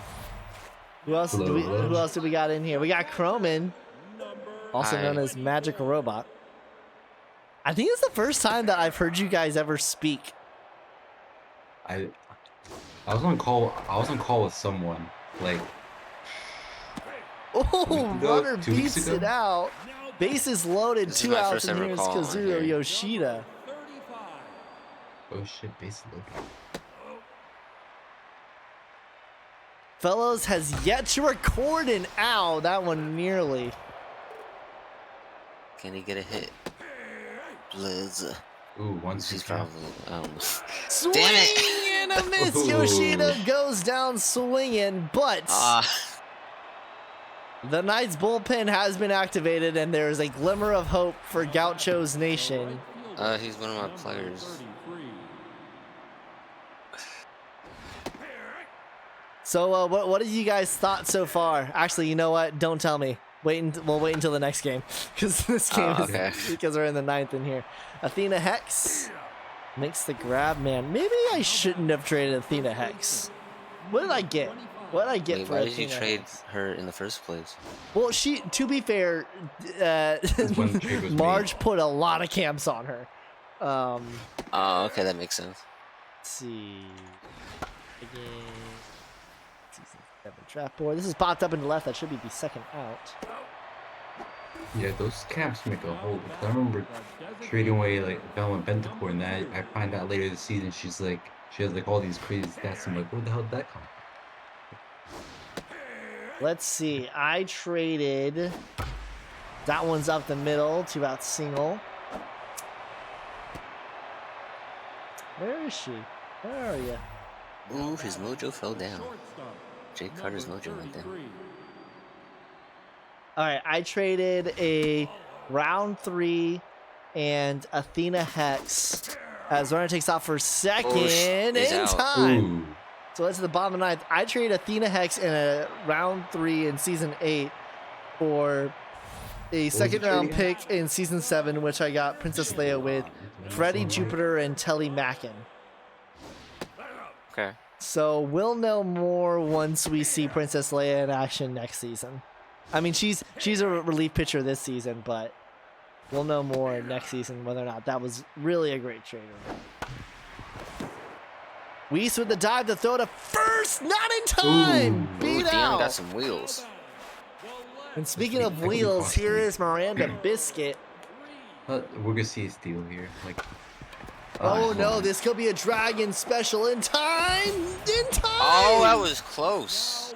That They one wasn't turned the bad. Dragon special, and now here is Theo Thunder with 2 gone. Yeah, he subbed in for my player, Samir Tailwind, who got injured earlier in this game. Will the Knights be the first lower seed to get a win this postseason? This is the 4 and 5 matchup, or 3 and 6. 3 and 6. Gauchos are the 3, but they're separated by as he gets Oh. rung up, and the Knights. Caught looking. Oh, game's over. The Knights are gonna be 1 game away from a date with the Moonshots. Guys, what Oh, were this is your best of 3? Yeah, this is a best of 3. Both this Alright. and divisional best of 3. So, No Hummus first. Your thoughts on that game? Well, honestly, I can't give much of my thoughts. I came and watched the 7th on, so Alright, I well didn't get then, to see any of the offense. Then, Chrome, did you have any thoughts, or did you also come in late? Oh. My thoughts were the Gauchos had some hits, but they couldn't really do anything with those hits. As you can see, they only scored 1 run.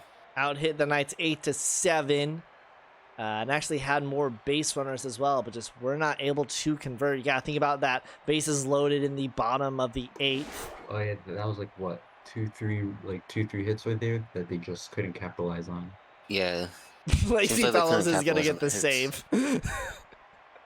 Lazy Fellows gets the save. Dante Smalls the win. Cade 6 will get the loss.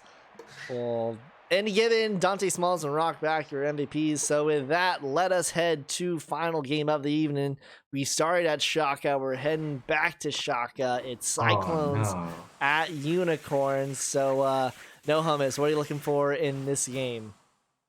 Well, Cyclones are. Is this a 3-6 matchup? Yes, and the Unicorns were one game away from being the 1 seed. Right, so we're gonna see a very strong unicorn team here. Let's see if they. I believe this will be their first postseason appearance in. They I want to broke say a couple seasons. I think a 5-season streak. We can talk more about that. What about you, Chrome? What do you think about this game? This is gonna be an interesting game here. I feel like the Unicorns have some good hitting, so I feel like they could probably get the win, but it's gonna be difficult because we are in Shaka, so that's another. Yeah, I think we see a lot of small ball here, since with the big dimensions and it looks like a decent amount of speed for both teams. Well, the matchup is Sparks versus Edwards. Now at batting, Hugh George III will lead things off, the all-star for the Cyclones, and we are underway in our last game of the day.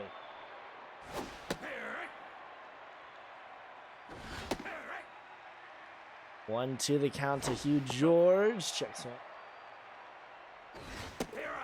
And he gets rung up. Sparks starting strong. now batting, the shortstop, number 7. So the last time that the Unicorns were in the postseason was season 3, where they made it to the Epic Conference Finals. And As- I doubt any players from that team are still here. in which they lost to the eventual champion Serpents. Oh, Unicorns have made postseason. This is just the second time in their 6-season history that they have made postseason. And they have a 1-2-3 inning, and we'll head to the bottom of the first. Get our first look at Kyle Edwards on the mound. Now batting, the shortstop, number Cyclones, this is their 3rd postseason in 4 seasons. Missed it out on season 5. Never gotten past the divisional. Well, Kyle Edwards is stacked.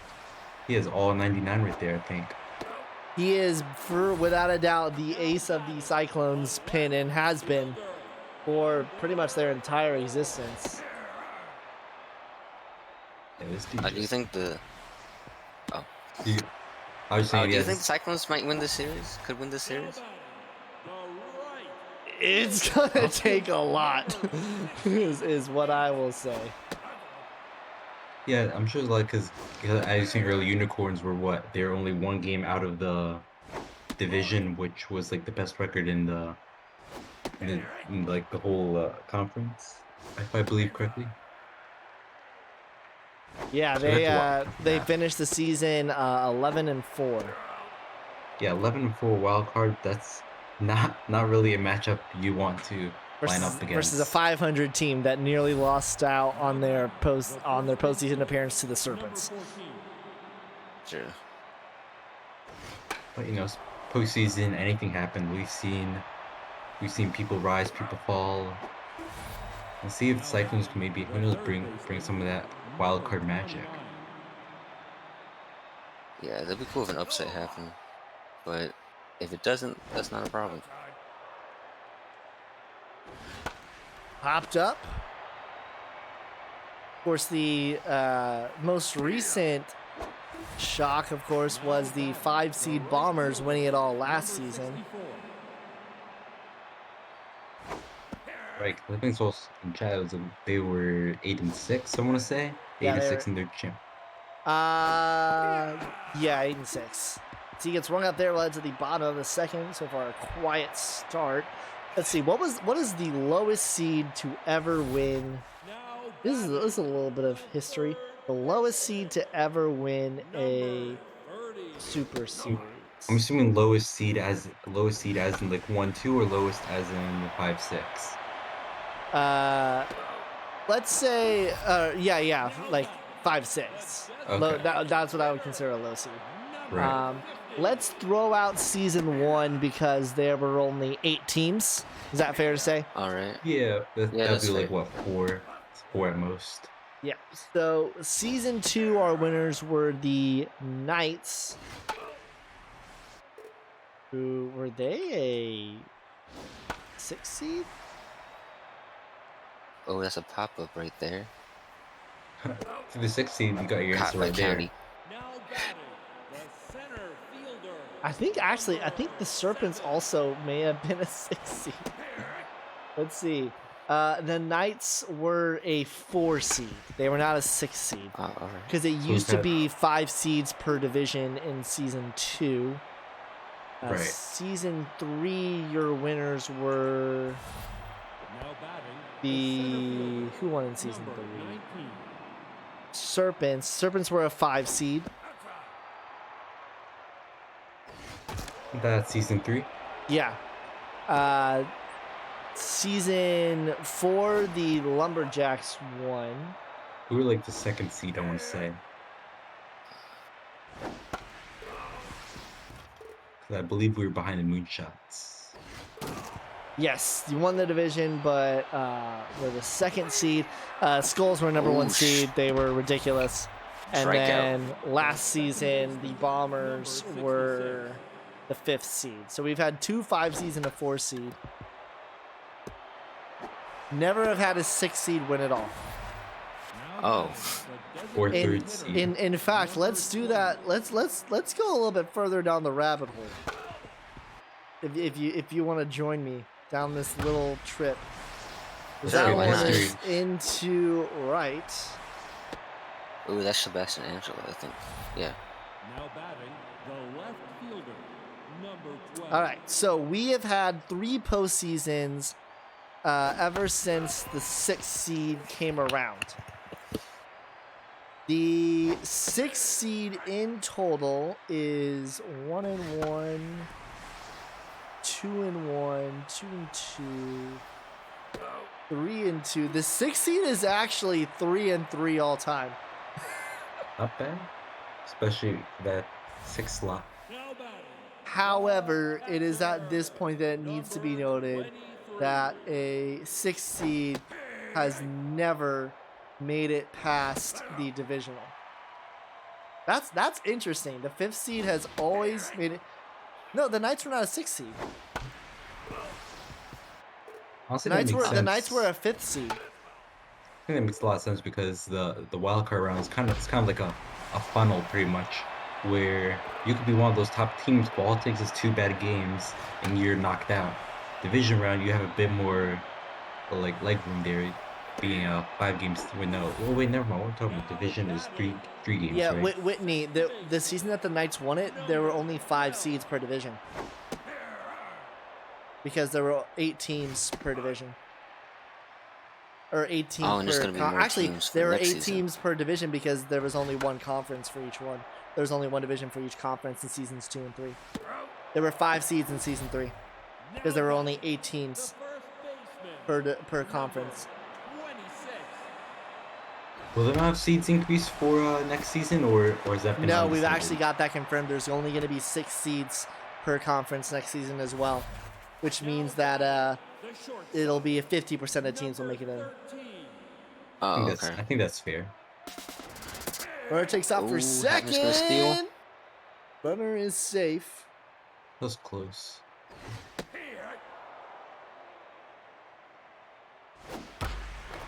Man, the Ooh, 6 seed base has hit. never made it past the divisional, and the Unicorns And will that's take the gonna lead here. score.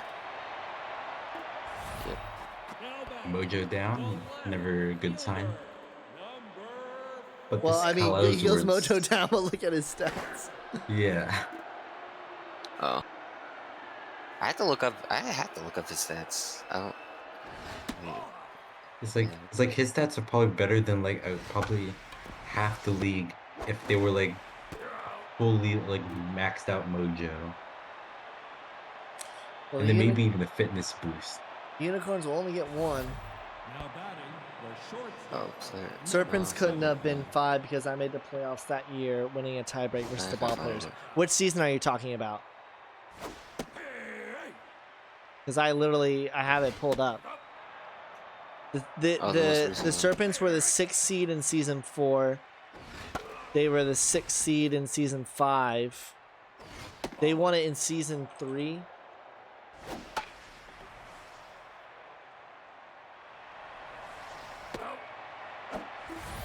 You were the 4 seed, and the Serpents were the 5 seed in season 3. Whitney.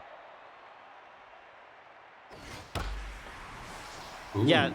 This one is deep at the track and at the very extent is Breezy Bree. Now batting Yeah, He Whitney, just you were got shotgun. number 14. you were the 4 seed and the Serpents were the 5 seed in season 3. In terms of a tie break. So the reason why you're thinking that, Whitney, is because there were actually there were multiple teams. Now batting the right So fielder, actually number 68. okay, aha, here it is, Whit. So the Serpents and Angels were tied at 3. Now The batting Bombers and Ball Players were tied at 5. You beat the Ball Players. Serpents lost to the Angels. So you were both at 8 and 7. And because of the way the head-to-head works, the Serpents were then the 5 seed. That's the way that works. Because remember, playing games still count as regular season games. So not a lot of offense so far, guys, in this game. Unicorns did go ahead last inning, but so far have been pretty quiet. Yeah, Kyle Edwards, that 99 stat, it makes it hard for the Unicorns to get anything going. So that I think what they really need to do is start taking like the next 2 innings, just like hold off on as many hits as possible, and try to bring down that pitch count. Maybe hammer him towards the end of the game. Abel Sparks locked in. She's almost 99 everything too. I think her Junkin is actually over 99 at the moment, if I'm reading that correctly. Yes, you are. Popped up. Fit Flot. Ooh, is nice there. catch. Say Trey Fit Flot 5 times fast.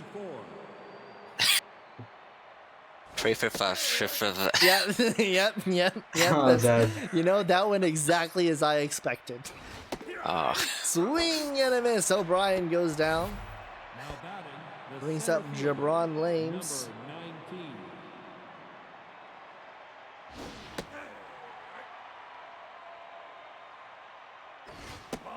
Season were Cyclones part of the season 4 expansion?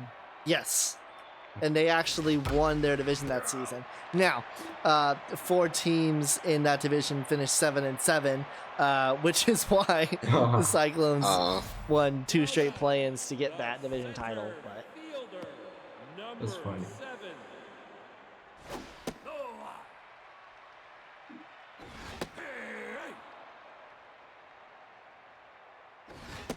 who posted in the SSBL chat?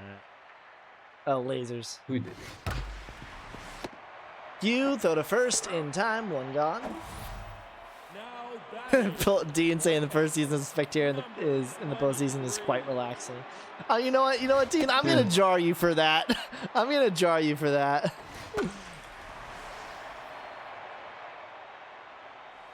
Well, is this what it's like to not make postseason? Shut up, Dean. Shut up.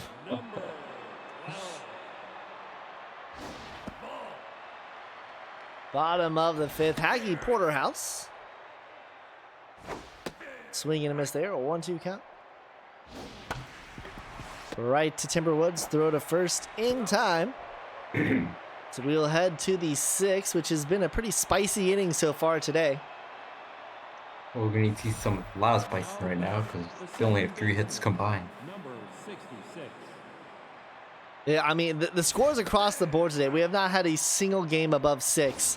Game 1, 6 runs. Game 2, 5 runs. Game 3, 5 runs. That's Like, kind of like, shocking.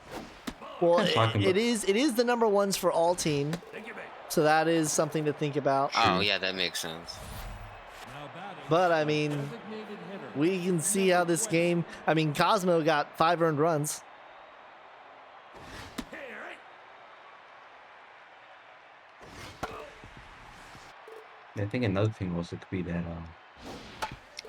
because like also like because like we're not like we're so used to seeing like 10 run like 12 run games right now, so that like it seems like so much lower, but really if you're able to get 4 to 5 runs, you've done pretty good offensively.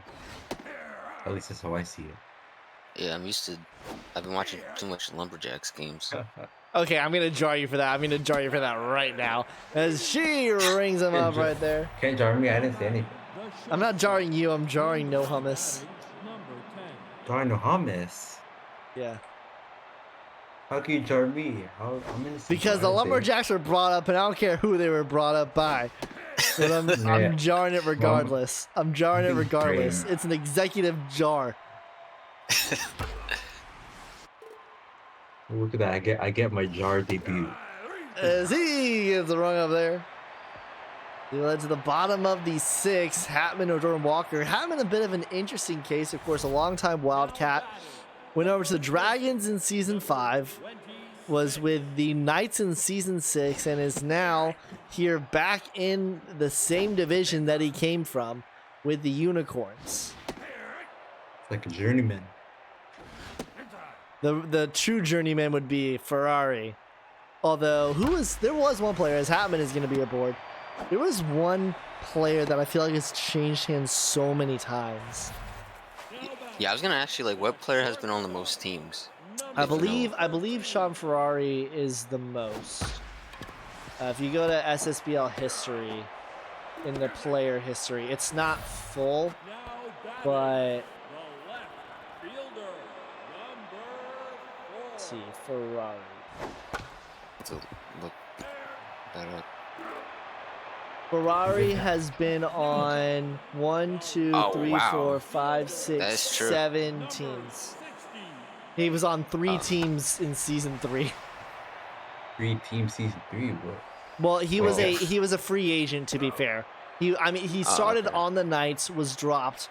Walker's picked him up for an Oh. injury call up. Dragons picked him up for an injury call. Because remember, before Season 5, we didn't have minors. I thought he just got traded around. I was like, damn. No, I mean, he did get traded around from the Ron Fielders to the Wildcats Right. to the Knights. But after that, it was just all pickups. Right.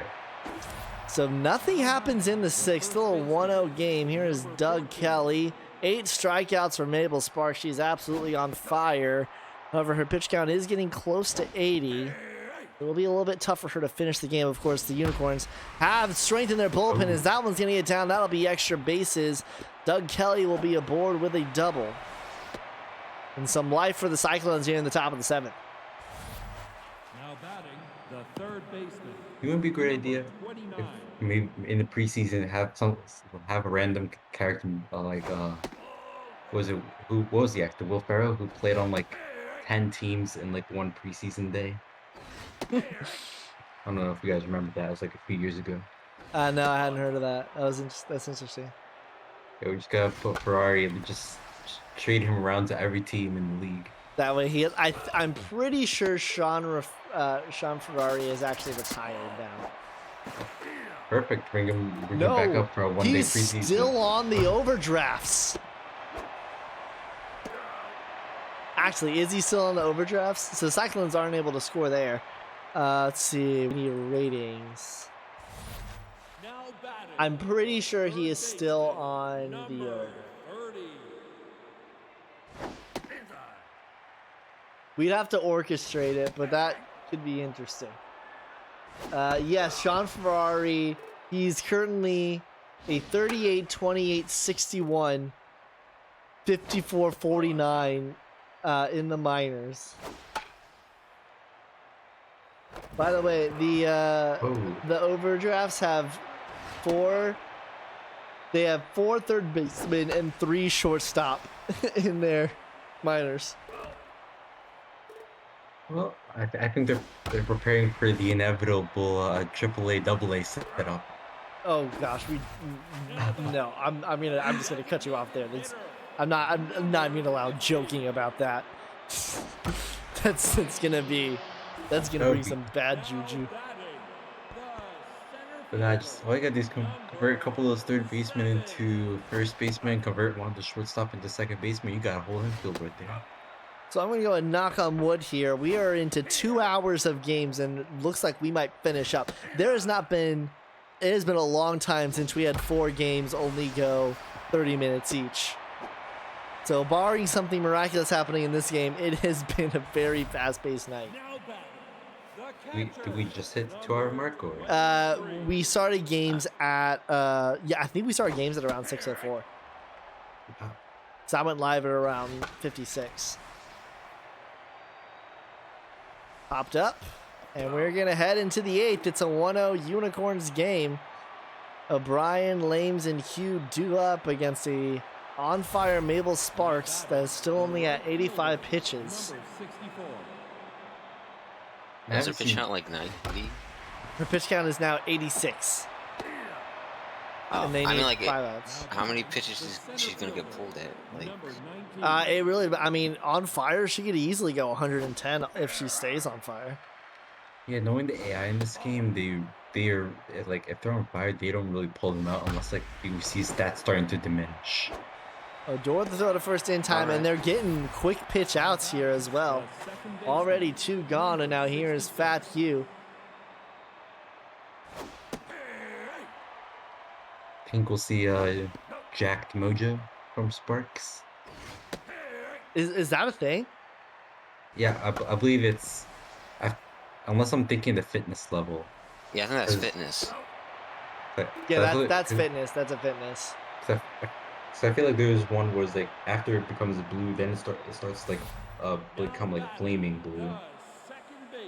Fitness is juiced. Yeah. So it wouldn't affect on fire. Yeah, Is there the we go, highest. Yeah, Jack. as this ball is jacked, heading deep back to the track, to the wall. Ooh. Caught it got by shaka. O'Brien at the wall. It got shocking. I was ready as well. Only a Oh, shot. Juice's fitness jacked his max mojo. All right, I stand to be. I was wrong.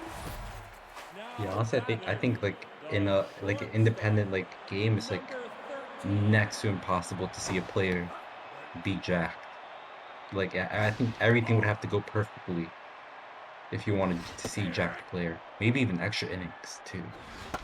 Well, it's looking like if the Cyclones don't score in the top of the inning, Edwards will have played 8 innings, and the issue, of course, is not Edwards, it's his team, as they have not scored a single run. It's going to be Angelo at the top of the order to try and get it done. Mabel Sparks going for the complete game shutout. Oh, Phillips is in. will come We in just for Hatman. Wow. Porterhouse will go to first. Phillips will go to second. Will Mabel Interesting. Sparks even hit 100 pitches? Looks like she's going to hit 100 pitches at least. I think she will. She's to prevent this walk here. And that will be a walk, so Angelo's aboard, and all of a sudden, we're in one-swing territory. A tense Hugh George III, though. Caleb Halford will come into pinch hit. I don't know if that's the right idea, AI. I think he's just going in full powerful. He's just going for a home run or bust here, because that speed, you're not. It's going for a that home speed is run like- at Shaka. I even know how As much that speed he is. gets rung up there. He's like, Brings up Edwards his is gonna be so pissed at this team. brother Carson Halford.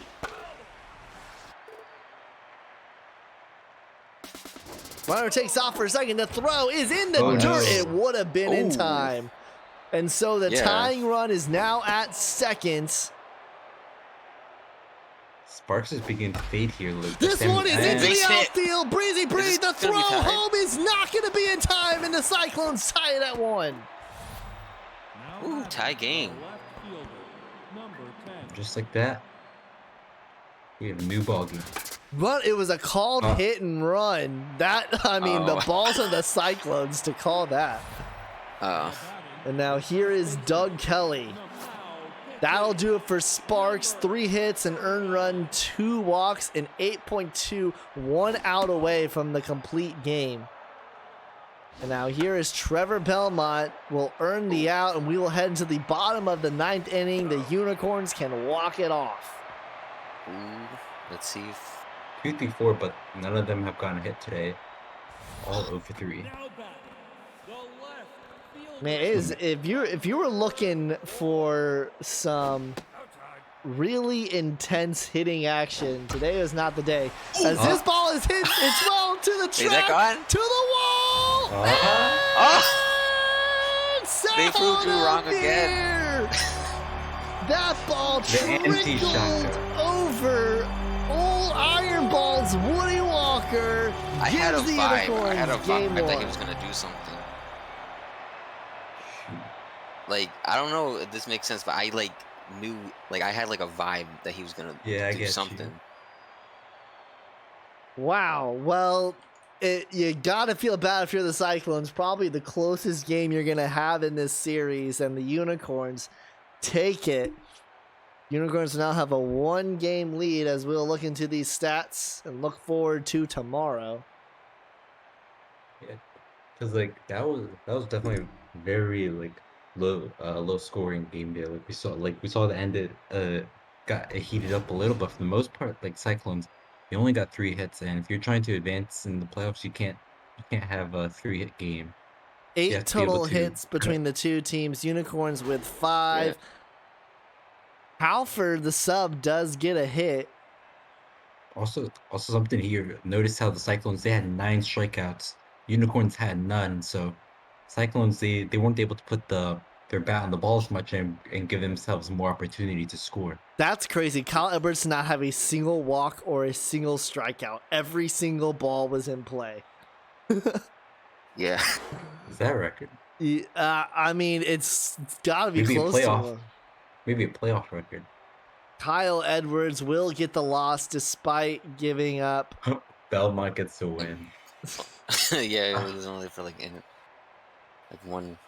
Yeah, and wait, that is so stupid that Trevor Belmont gets the win for pitching 1 out. Mabel Sparks will be your player of the game, followed by Kyle Edwards and Woody Walker. Well, that's going to do it for day 1. Tuning in for tomorrow, as we need to update this. Unicorns 1. Only one upset on the day, of course. The Knights getting the upset over the Gauchos. That's not what I do. I want to do this or that. That's what I want to do. All right. Looking at tomorrow, we're starting out things with the conclusion of this series. It will be Unicorns at Cyclones at Sakura Hills, then Gauchos at Knights, High Rollers at Singers, and ending off with Vikings at Dragons. Guys, final thoughts from today. Well, looking at the scores overall, we obviously saw sort of like a different like change of pace. Where this time it was really defense and pitching that really won the day when the offense wasn't really putting up as much. Because I'm looking at these scores, highest run total was only 5. So, and also another thing to note, every team scored a run. So all these teams have the potential to score, but it's a matter of being able to unlock the potential and then being able to hold down the other team in these tight games. Yeah, it was mostly defensive, from all the teams, and this learns that run support is important, offense is important, which I don't think anyone disagrees with. Obviously, scoring runs is important, and the Cyclones learned today that you need to score runs in order to win games. It's blatantly obvious, but if they just had more hits, which is easier said than done because they did face Mabel Sparks, but they need to get more hits, more runners on base, more opportunities to score. They would have done it, kind of like with the Gauchos with their game. Well, as Marge pointed out, it is a lowest run scored in a game day in history with 19 between the 4 games. So Is that ever or just ever playoff run? in Whoa. league history for a 4-game day. the lowest amount of runs ever scored, and that's why we were able to finish in 2 hours and 20 minutes. So my thanks to Puppet for joining earlier, as well as Chrome and No Hummus for joining here. For the rest of the SSBL, I've been FiSack. We'll see you tomorrow, everybody. Take care.